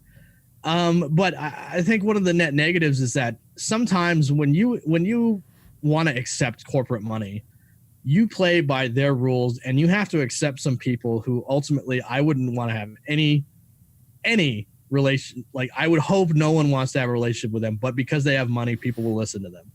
So, we've had instances where like these companies come in, and the other thing too is because it's this like, it's kind of like a gold rush, right? Where everyone's trying to get a piece of the pie, and you get these like quote unquote esports teams. Like, you'll see guys come in and they got these jerseys on that have a bunch of, Logitech logo on it and shit, and they're quote unquote sponsored players, but these sponsorships are horse shit. Their contract is that they will make, if any money they make, it goes back to that person. It's not like they're covered by any sort of like insurance or that they have any health benefits. They basically, what most of those do is they fly them to tournaments, sometimes maybe like pay like half of it, pay for like half of their hotel room, and are expected to give everything to this entity. And if they don't, well, tough shit. Like, for example, I had my friend Javon Karpetian, who was one of the very best Injustice 1 players, and he didn't play in Mortal Kombat 10. But he came back to play Injustice 2, and in his first tournament, he beat Sonic Fox, who's one of the great fighting game players currently. And didn't he just win that tournament? He just won the Summit of Time, which is the Beyond the Summit Mortal Kombat. I just remember he went viral because he accepted the award in his furry costume. Oh, his esports award. Yes, he did win Esports Player of the Year, and he accepted it in full costume, which is in full furry costume. Yeah. I got bad love for that. Yeah, he's great. And so Javon, who goes by Theo, he was doing very good. So he got picked up by Echo Fox. Now, Echo Fox is owned by Rick Fox, the former LA Laker. Okay. And that was a big deal. He had a salary. He was able to quit his job, was making pretty good money just to stream and travel to tournaments. Now, he was on that team for about a year or so, and he got a ticket. His manager told him, "Here's your ticket to Singapore for the Southeast Asia tournaments." The next day, they announced in a public statement that they had released several of their fighting game players, him included. Oh, really? And he asked his manager, "So what about Singapore?" And they go, "Well, you can still go, but we're not going to pay for your flight back or your hotel, but you can go." And he, all of a sudden, it's not like, oh, you got 2 weeks notice and they're going to kind of pay him to the end of the month. He's cut off completely. Now you might say, well, he was playing video games for a profession. Who cares? Like, tough shit, get a job, right? Well, that's valid. Yeah, but at the same time, that was his job, and his job just told him to eat shit. Yeah. And cut off his very good supply of salary and the benefits. Well, he didn't really have benefits, but even then, I don't subscribe to that. Well, you're playing video games for a living, and I'm a garbage man. Because also, we'll never get anywhere if that's the mentality. Like, we'll never get protection for players if that's the mentality. Well, it doesn't matter anyway, so who cares? Yeah, so his contract should be able to. He should be able to work his contract where it protects him from things like that. Well, and it just shows, like, society will value certain things, but they won't. Everybody no one barks at a Bryce Harper signing a $500 million contract for baseball, or no one gives a shit when a football player just gets cut from a team and his whole contract goes down the fucking drain. It's not like he wasn't banking on making $10 million and didn't just buy his mama a house and all this shit, and then the team just cuts his ass. Like, these are all issues that the sporting world and a lot of society gives a fuck about, but if it happens to a video game guy, who cares? To fucking eat shit, like, no, man, no. And so that's the kind of thing where it happens, where there's a lot of predatory kind of nature of, and like so I'll plug my other thing that I do is I write a blog on the side. It's called Them's Fighting Words, and I talk about a lot of the issues I think that are sociologically affecting the community in ways like, for example, I talk a lot about, I'm writing an article now about, there's a team called Noble that really is kind of ingrained in the NRS scene. They have a lot of their, like, the well-known players are Noble players, and Noble is a company, has had its 2 lead managers sexually harassing girls at tournaments and hiring them to be streamers for them so they can, like, flirt with them and send them lewds. And they also had an H1Z1 team for that disastrous H1Z1 Pro League that they had for like a cup of coffee. And that team was given a house to live in, and then they were evicted with 6 days notice to move, all the while not getting paid and actually starving. Their health was seriously affected. They were saying they were eating ramen packets to survive because they weren't getting paid. A lot of this feels real similar to the horror stories you hear about, like, the minor leagues of baseball. Oh yeah, that's actually a really good comparison. It's sort of like minor league baseball, where no one's paying enough attention to really be like, well, that's fucking horrible, and maybe we should do something about that. No one's really paying enough attention because these guys have money and just kind of throw it around. They're kind of respected, and it's like, well, look, we want to get bigger. Sometimes you have to play ball with these guys, and I think you don't really have to play ball with these assholes, So I try to point out a lot of times, like on my blog, where I see issues where something's going down and it's just like, you know what, maybe we should really have a serious conversation about this. Like, we just had a player, there's a really famous player named Sun Woo Lee for Street Fighter. He goes by the name Infiltration, a former Evolution champion many times over, just a really one of the strongest players in the world. And there was a rumor that came out that he'd gotten a divorce, but the rumor was that it was a divorce because of domestic violence. And I give props to his sponsor at the time, a team called Panda Global. They really did their due diligence. They actually hired a translator to look up Korean court documents to see if that was true.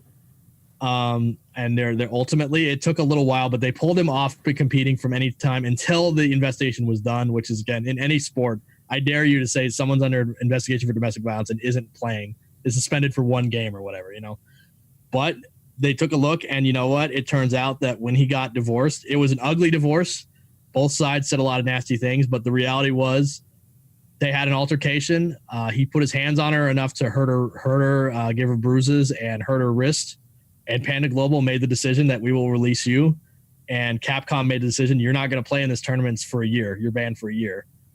And, that was pretty interesting. But when that first came out, I honestly was like, what do you do about a player that really just ultimately has poor moral character, that he would beat his wife and say, oh, I didn't do anything wrong? Well, and it seems like that you're trying to maintain the integrity of gaming and the integrity of, and we kind of had this discussion last week on the podcast when it came to streaming because of the toxic conversation between semi-topless streamers that don't know anything about video games in the female community. There's a big kind of like war going on in the female streamer community about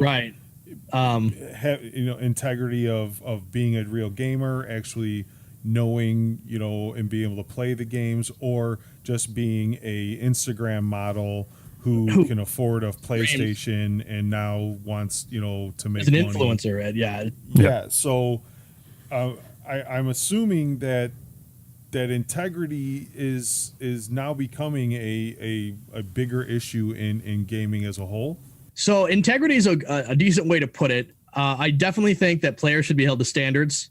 We would do that in any professional sport. Like in basketball, if a player was, I mean, we had Adrian Peterson in NFL, he was beating his child, and they told him, Man, we're both Cubs fans. We lost Addison Russell for 50 games for his divorce with his wife, where she put on Instagram that he was beating her. Right. So that we would hold a lot of those players to standards. And the thing about fighting games is because it's open. Like the other thing about most other esports is that they're not.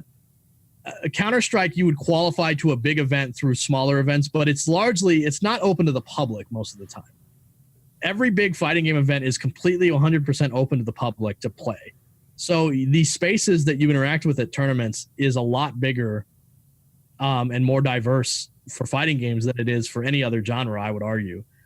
And fighting games, because they're a niche genre, what you find a lot of times is that the people who play it are it's a room for a lot of outcasts. And because you grew up in the arcades, and the arcades were in laundromats, in day rooms, and other places where it was people who couldn't afford a console would go and play. So you have a lot of players from a minority background or from a more poor background that play. And as it's grown into consoles, what we have now is a lot of players who may not feel comfortable existing in other spaces. So like you have a lot of players who are LGBT, all this other stuff. Like two of the most famous players, female players in Street Fighter are trans women, Ricky Ortiz and Guilty, Leia Hayes. So there is, a lot of what we would call the outcasts of society come to play fighting games because they know that it's a space where they can be themselves and they can interact with their friends, and they make a lot of friends, and ultimately it might save their life, playing these games.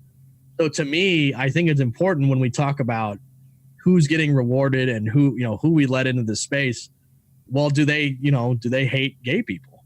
And there was a Smash player recently who he had he punched like a gas station worker or something, had like a history of being in prison, and it was a long discussion about whether or not he'd come to tournaments.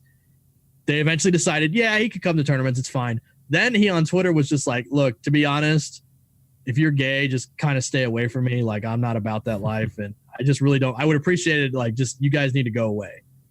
And someone was like, what is, that level of it just kind of hatred, just open and just brazen. Like, I don't give a fuck. I don't like you people. And you are going to interact with gay people at tournaments. It's just going to happen. And you have to wonder if it's like, it's not like maybe we ban them for life, but like, maybe they shouldn't be getting opportunity after opportunity to be successful when they are, just kind of openly hateful of other people that are in the scene, in the community, and frankly don't deserve that sort of hatred. Now, so in your opinion, who do you feel should have to address these? Is that was members of the fighting community? That was gonna be my question too, because the sponsors. When we talked last week with a League of Legends semi-pro player, but they have a league. He's a part of the Super League, so the Super League can set their terms are to be a part of that league, what their code of conduct is, and all that stuff. Right now, you're talking about a public domain tournaments that just openly exist. Yes, sponsors can absolutely shut off the money, but how do you control the tournaments? How do you control that? So that's the hard part. To me, ultimately, it's about getting the organizers to care, the tournament organizers. So, for example, a guy named Rick Thier, who runs Combo Breaker, which is going to happen in Chicago. I'm actually going to be there the 24th through the 27th. Nice. That's a big tournament, and so it's one of the biggest of the year. And there was an event in Michigan where the local tournament organizer for a tournament called Michigan Masters banned a certain group of players because they had a dispute locally, and they said they were going to they seriously were going to hurt somebody. They threatened violence on a very serious level. So they said they were banned from that tournament. Then, so those players went to another tournament in Indianapolis called Naptown Clutch, and they confronted a player and spit on him and threatened violence again. And I believe at this point, a lot of the local tournament organizers, or a lot of the national tournament organizers, are going, you know what? That's the way you're going to be, you're not going to be at this tournament anymore. And that's it. And so what you have to do, in my opinion, is get the organizers to care about the integrity of their event, that they will take the steps to say, you know what, this person's not allowed. One of the downsides I could see with happening with that I would assume that the community would be against is like instilling trash talk rules. Yeah, and so I think most of the people can understand there's a difference between trash talk and serious threats of violence or otherwise hurtful, slurs and stuff like that. So for another example I could put you is that we had at Combo Breaker maybe 3 years ago or so, there was a player named Noel Brown, and Noel Brown has a history of violence. Let's just put it that way. And so what he did was at the tournament on the stream, you could actually see it. He was going behind a girl, and he like grabbed her ass, and she was like, "Oh," and like turned around and looked at him, and he was like, "Oh, it was a playful thing, I know her." And then she was like, the tournament organizers reached out to her and said, "Was that okay?" And she said, "No, that like I didn't appreciate that." And then Noel himself leaked text trying to quote unquote like expose her. And what it showed was that she was deeply uncomfortable that he was airing out her public texts. And no, she wasn't okay with him grabbing her ass. And frankly, she's like, "Just leave me alone." And he goes, "Well, you know what? If I had to clear my name or get banned, I had to at least try, right?" So he's just being a giant asshole about the whole thing. So they just said, "Hey, you know what? For a year, you're banned. Next year, you can't come to the tournament. Sorry. Maybe in 2 years." And he, again, it's just the person, if they have no remorse or anything for what they did, then a lot of people will just be like, well, maybe just don't come to tournaments. Like if you're going to be an asshole, man, in a public space, the tournament organizer can just say, no, we're good. We don't need you here. So I think what you need to appeal to is the organizers themselves and not necessarily. Now, the nice thing about the fighting game community is the organizers aren't like, oh, it's a Coca-Cola Corporation, production. It's a lot of these events are run by guys specifically, or, just people who still have deep ties to the community or were in the community and then have elevated themselves to the level of throwing a big tournament. So you can really appeal to the empathy of those people. Like another one is in Florida, the CEO tournament. That's run by a guy named Alex Jabali.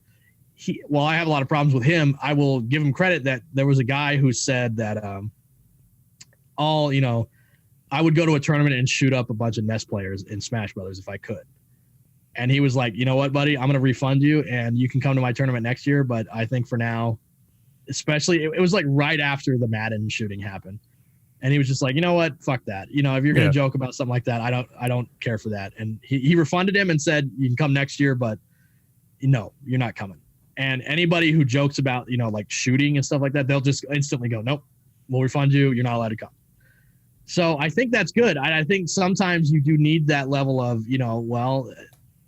there's assholes out there that just kind of come in just to be jerks. And maybe it's a difficult question. I understand that morally it's a very difficult thing to do. And where it gets into levels of, well, do you censor people? Does anyone who have a criminal past could be discriminated against? And all that's very valid. And I understand that. But I think just for me personally, what I like to do is point out, maybe we should have these conversations. Maybe we not get maybe we get to an agreement that I might not agree with, but have the conversation. Don't ignore it. Would you be opposed to more of a legitimate That's what I was overall structure, sanctioned that a single entity that has something similar to like the Super League, where you have a league that has seasons, that has end of year type championships, that creates more of a legitimate organization that governs the participants. So Capcom kind of is trying to do that. Like I said, they banned Sun Wu Lee. They made a rule that said he could not be played in the tournament because he broke their rules for conduct, which nobody knew existed until they said that, but that's here or there, I guess. So they have tried to be a sort of, well, you can't enter our tournaments. Like, so if it's a Capcom Pro Tour event, they'll be like, well, you can't go to tournaments. Now, that doesn't mean you can't go to like a local event that's not a Capcom Pro Tour event, but you can't go to their events. And so that's what they did with Noel Brown. That's what they did with Sun Wu Lee. They try, like, and unfortunately it became a meme. At one point, one of their rules was that they don't want thuggery. And everyone was like, what the hell is thuggery?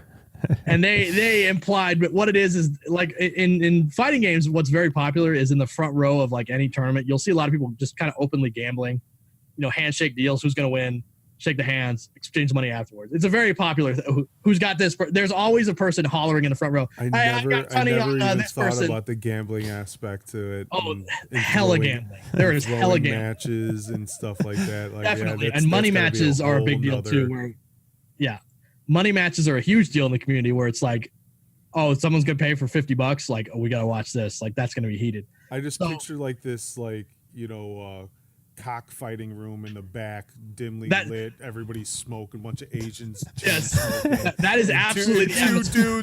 Two dudes going ham on some controllers. That is absolutely the atmosphere. There's a guy in the corner. Yeah! and like if you go to hotel rooms, like that is one of like where the money match is happening. There's 1,000 dudes in the room. Someone's smoking weed. You're gonna walk through a meat locker to get to the back. And There's a guy named Bruno watching the door. Like, yeah, absolutely. So that's the fun thing about. So I'll move to a more fun topic. Is that going to tournaments? I've met some of the best friends I ever met in my life through these tournaments. Just because the shenanigans you get up to, it's such a weird shared experience that it. And you meet people like, I've met you two now who we share a lot of common interests.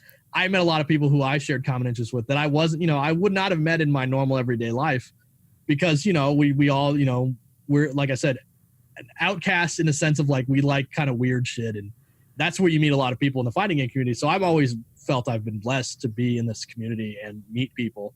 I know you asked, one of the things you asked is if I have funny tournament stories, and I do. And I have ones that are funny that aren't, no one died or anything, or no one was harassed. They're just funny. For example, I was at a tournament called Final Round in 2012 in Atlanta, Georgia. And so for some reason, they decided this MK9 tournament of 120 people needed to be played all day Sunday. So from 9 a.m. Sunday to 2 a.m. Sunday, we played an entire tournament. It was the absolute shits. It was like being in Nam, it was just long stretches of boredom followed by a few moments of sheer terror. We had a guy. So at the time, do you guys know the energy drink NOS? Have you ever heard of that? Yeah. It's like this nuclear horse piss they sell. Like they decided NOS was real big into the fighting game community, and they were at every event. They had, like girls, scantily clad, and they had the free NOS that you could get out of the cooler. And there was like no water that you could buy that wasn't $12. So people were drinking the NOS for, nourishment. Some guy actually had like a heart palpitation or an episode. He passed the fuck out. And they had to come and get him, like the ambulance came and stuff, because he was drinking too much fucking NOS.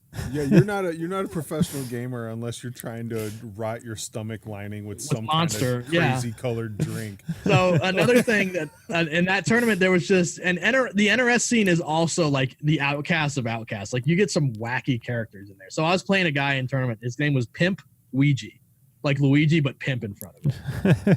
He dressed like a Corsican pimp. Like he had this gold shirt on that was like silk, but like buttoned all the way up to his neck. He even cosplayed at the tournaments. That's great. There's people that cosplay. I think he just wore this to be a weirdo. And he had sunglasses on all the time. And he smelled really bad, which is unfortunately kind of common. I was gonna say that's got to be a pretty common theme. But he was pretty bad. Even like I've had, it's like Big Daddy. I've had some smelly ones before, but he was by far the smelliest. So this guy, I was playing him in the first round. I kind of beat him. He wasn't very good. So I was just kind of, beating his ass. And then in the second round, he paused on accident. Now, in fighting games, if you pause even on accident, you get to take the round. You take the game. It's pretty strict. But you know what? It was more casual. He was already getting his ass beat. I fit. You know what? And he was doing a combo when he paused. He was doing a combo on me when he paused. So I said, you know what? It's fine. We'll just 3, 2, 1, go. Right. I'm assuming a finger slip happens every once in a while. Yeah, and also like people play with wacky controllers that might just disconnect for whatever reason. So it pauses the game. So I was really going to let it go. But he goes, well, I had you in a combo. And I said, yeah. And he goes, so shouldn't I, get like 2 or 3 hits on you just to be fair? And for a moment I was like, you motherfucker. What a grift, right? Motherfucker, learn to control your thumb. You paused it, motherfucker. But you know what? I looked at him and I said, you know what? Pimp Ouija, you're right. So I let him do a 3-hit combo, and then I just immediately kicked his ass, and that was it. And I was just like, what were you thinking? Like, pull a fast one and do like, look, man, I get to get my 3 extra hits in. I'm not mad at him for trying. You're the the sucker who let it happen. I appreciate the hustle, and that's the kind of thing. Like, again, you go to any tournaments and that's just something like that can happen. And it's just like, were you trying to pull a fast one? Like, I don't know what you were thinking, but hey, I guess if it was a lesser person, they might have actually been like, you know what, that's fair. Yeah. I can imagine the level of crybabies in some of these tournaments. Yes, can be quite bad. I remember I played a dude in Evolution 2016 for Street Fighter V. He beat me in the winner's bracket, and then in the loser's bracket, I got to losers finals in my pool. So whoever won between us was going to get out of the tournament, was going to get out of their pool and advance in the tournament. And I beat him, and I could tell he had this esports jersey on, but it was, it was one, like I said, those fake sponsors I talk about, like just kind of whatever sponsorship. He had all his boys around him. And I beat him partially because he didn't know the character I was playing. He just didn't understand that when I do this certain move, he has to attack faster than I will after it, or else I'll just literally mash and hit him out of his next move. So I kept doing that. And afterwards, he got him and was just like, I was pressing it every time. He got really mad. Like like that. It started slow. Like I pressed it every time. And like he kept getting madder. The more he said it, the more it pissed him off. He wasn't mad at me, to be fair, but he was just yelling that into the ether. Like, well, it reminds me of any time you get your little brother or sister to rage quit by doing the same move over and over. All he does is the Honda arm thing, and then like that's all you do. That's all you know how to do. That's exactly what it is. Now, just imagine it's about a slightly more complicated subject where they kind of know what they're talking about, but they don't really. My dad rarely played video games with me, and I want to say in like Madden 94, I found like the bug that lets you recover onside kicks. And literally I played an entire Madden game with my dad where he did not get the ball once. And like I thought he was gonna beat my ass worse than when I threw a rager party at my house, worse than any situation that I could have done in life just by being that dickhead kid that wanted to finally beat his dad in something and finding that loophole. I just onside after onside, scored after onside, and by the third quarter he was gonna fuck me up something fierce. Oh yeah, I mean that's the other thing about like fighting games that makes people mad is that they're kind of inherently horseshit. Like the way games are played at a high level is you're breaking the rules in a sense of the quote unquote rules. Like there's no rules the really. Physics of the game, yeah. You're doing like a a glitch of some sort that kind of take advantage of a lot of times. Like it's just kind of a not fair thing, but we revel in the unfairness, but it makes people fucking mad. So like there is a lot of times, like you said, you'll have someone lose and they'll shake the hand or whatever, but then they'll get up and throw their controller halfway across the room.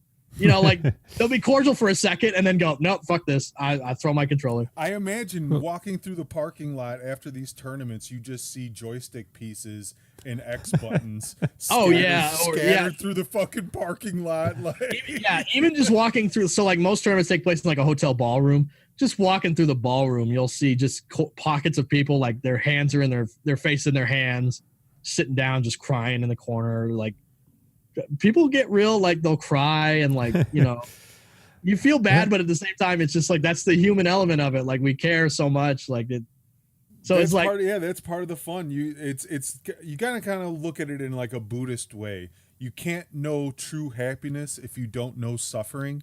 It's true. Like, I mean, if you're always happy, you know what I mean? You don't necessarily know what happiness is. You have to suffer a bit in life. You have to have the lows. I really believe that a lot of video gaming, you have to have that Buddhist mindset. I took one this time, but next time when I win, it'll just make it that much better. And sometimes you have to know like a deep reminder that you still care. Like, for example, we just had a Mortal Kombat 11 tournament locally maybe a couple weeks ago when the game first came out, the first week. And So I've won in Arizona. I've won every launch tournament for an NRS game since Injustice 1. So in MK11, in this one, I got second. And I'm a good sport, but you know what? I was really mad. Like I was like, fucking God, second? Like really? And then it was maybe because I haven't played really seriously in a few years. So that was my reminder that like, no, you still care. You can't just go to a tournament and it's like, oh, it's fun. I didn't care. Yeah, no, I care. So you know you're not retiring anytime soon. I know that. I know that the fire hasn't been put out, and I think when the fire does come in second and you don't give a shit, that's like, okay, maybe I've been doing this too long. When the fire goes out, I may, my position may change on a few things, but until then, it's burning, and I still care. So it's like, it's a fun reminder sometimes to just, well, I do care, and I'd like to do better. even though I got second, like, of course I got second, because I've had friends who are seriously like, they will get like 7th out of 600 people and go like, well, I got fucking bodied, it is what it is. And it's like, you got 7th, like out of 200 people. And they'll go like, what's the difference between first and last place? And so it's like, it's like Ricky Bobby. If you're not first, you're last. And they're very serious. Like, well, I didn't win, so obviously I fucking sucked. Like my highest accomplishment is that I got 7th at a tournament of 170. It was a national tournament because we had everybody was there for Injustice 1. And I got 7th playing a character that everyone thought was bad. So that and that'll get you a lot of props in the fighting game community. If you play a character that is considered bad or quote unquote low tier, and you become like a low tier hero where you beat dudes who like play a good character, you're the Rocky of yeah, they'll treat you like a god. I mean, like I'm not kidding. I have a T-shirt that someone made at the end of Injustice 1's like kind of lifespan where it had all the characters in the game and their heads were modeled after the person that you most think of who plays that character, and I was the head for Deathstroke. Because everyone, just that one tournament was enough to people like, he's a fucking man. That guy's the best Deathstroke player in the world. And that's that dude that almost won with that twink, man. Yeah, exactly. Yeah, you kind of, even though they might not do that good, ultimately you kind of just be like, what? That motherfucker's pretty damn good, and I respect that, and that's cool. So like that's another fun thing that like. It kind of eases the pain of like getting 7th. Like, yeah, you got 7th, but at the same time, people were like, "Man, that dude is real good. He is really good." So the things you got coming up, you said you got a tournament coming in Chicago. Yeah, so I'm coming to Chicago 24th to the 27th. That's Combo Breaker. It takes place in Chicago area. I still do the podcast, so I should have another episode up this week. We usually do it bi-weekly. So we just talk about what's going on. So we just had Beyond the Summit, who does a lot of like Dota 2, and they're tournaments that have a lot of money, but they're really like low key and casual and more like relaxed. They just did one for Mortal Kombat. And so that was fun. And Sonic Fox won it. And the other thing we have to talk about is a player got DQ'd from that tournament because he got in a quote unquote altercation with another player, which I have no idea how that happened. We don't know the details. Hopefully they'll come out soon, but that's something to talk about. So I'm going to talk about that. And just we try to keep up with like the meta game of what's going on, like who's considered good, who's considered bad, what strategies are winning, what strategies have been kind of not looking good. So we're going to be doing that. I try to attend tournaments as frequently as I can. Obviously, they're expensive to go to, but they're always fun. It's always fun to meet my old friends again. I recommend anyone who is at this point, it's like attending a convention. Like I know you guys did like C2E2 this year. Honestly, it's a lot like hitting up a convention. There are people who are selling their wares there, a lot of artwork, bead art, big posters you can buy. Send me a message right before you come out, and I'm about 20 minutes away from the Donald E. Stevens, so I'll find the exact location and I'll send it to you. Yeah, because and I know Ken, who's a mutual friend of ours, or one of you guys. He's gonna be. Hopefully he's gonna be there. I don't know, but I've known him for a while, and we always have a good time. So that's going to be fun. Combo Breaker is usually, I would say, in the top 3 biggest events of the year for fighting games. So it's going to be an exciting time. And one of the highlights is you get to go to a fun city. The only one that's not fun is CO's in Orlando. CO used to be. Oh, hang on. CO used to be in Orlando. They moved to Daytona, which is an absolute shithole. Yes, it is. And last year, they actually had several players were like, dudes were just yelling racial slurs at us in the streets. I've been there once. I was 10 years old for a football tournament, and 10-year-old me loved it. Oh, okay. Well, maybe, yeah. So maybe, like I said, when you're 10 and you've never left Chicago really, and you see the ocean for the kind of first time, and there's all these neon Dago T-shirts. It was the bee's knees, man.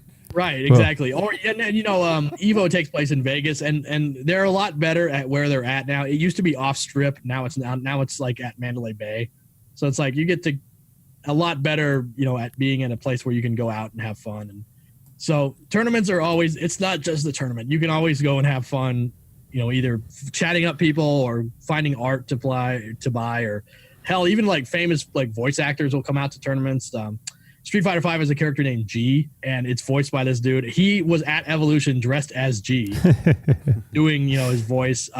Jamie Lee Curtis was at an Evo once with her whole family. Huh? Yeah, so people, and Evo is one of the ones where you just get people to come out, and you could get a lot of people. So yeah, it's just fun to go to those things. And if you've never been, if you've played fighting games and you want to think if you're good or not, and you have the money to spend, I guarantee it's going to be a fun time. You'll meet fun people, and yeah, it's great. Awesome. Well, no, we appreciate you giving us some of your time and stuff like that. And it was thank really you. fun Yeah. having you on. Yeah. Maybe when some of these new fighting games release, or after you do a few of these tournaments, we could have you come back and pick up this discussion again, and you keep us updated on what's new in the fighting scene. Oh yeah, no problem. Yeah, I mean, I love talking about fighting games. I could clearly I can do it for 40 minutes at a time.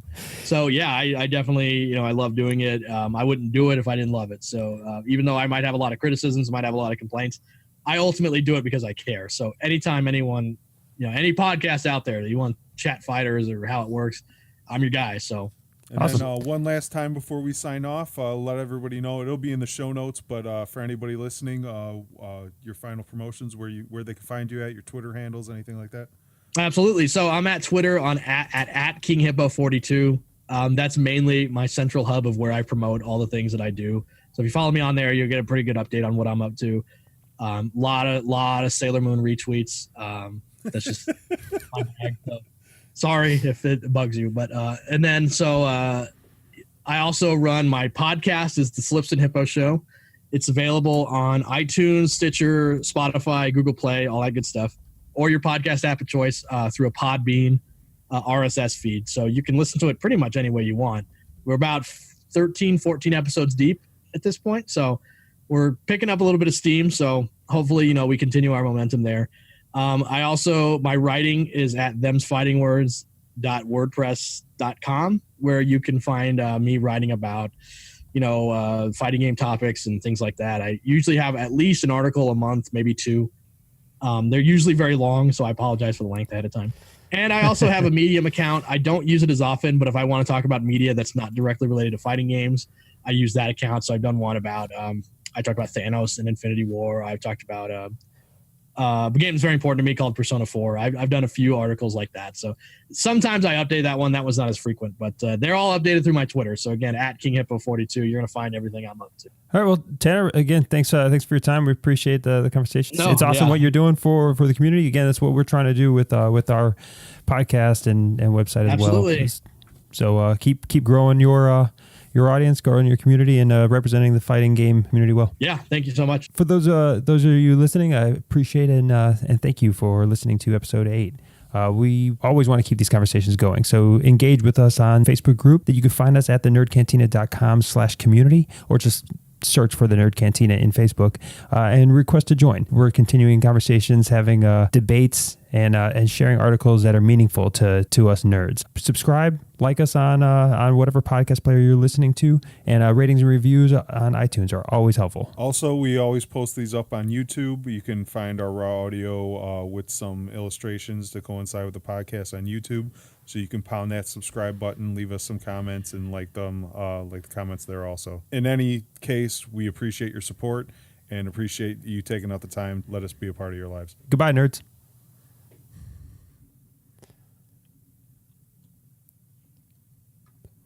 All right. Yeah.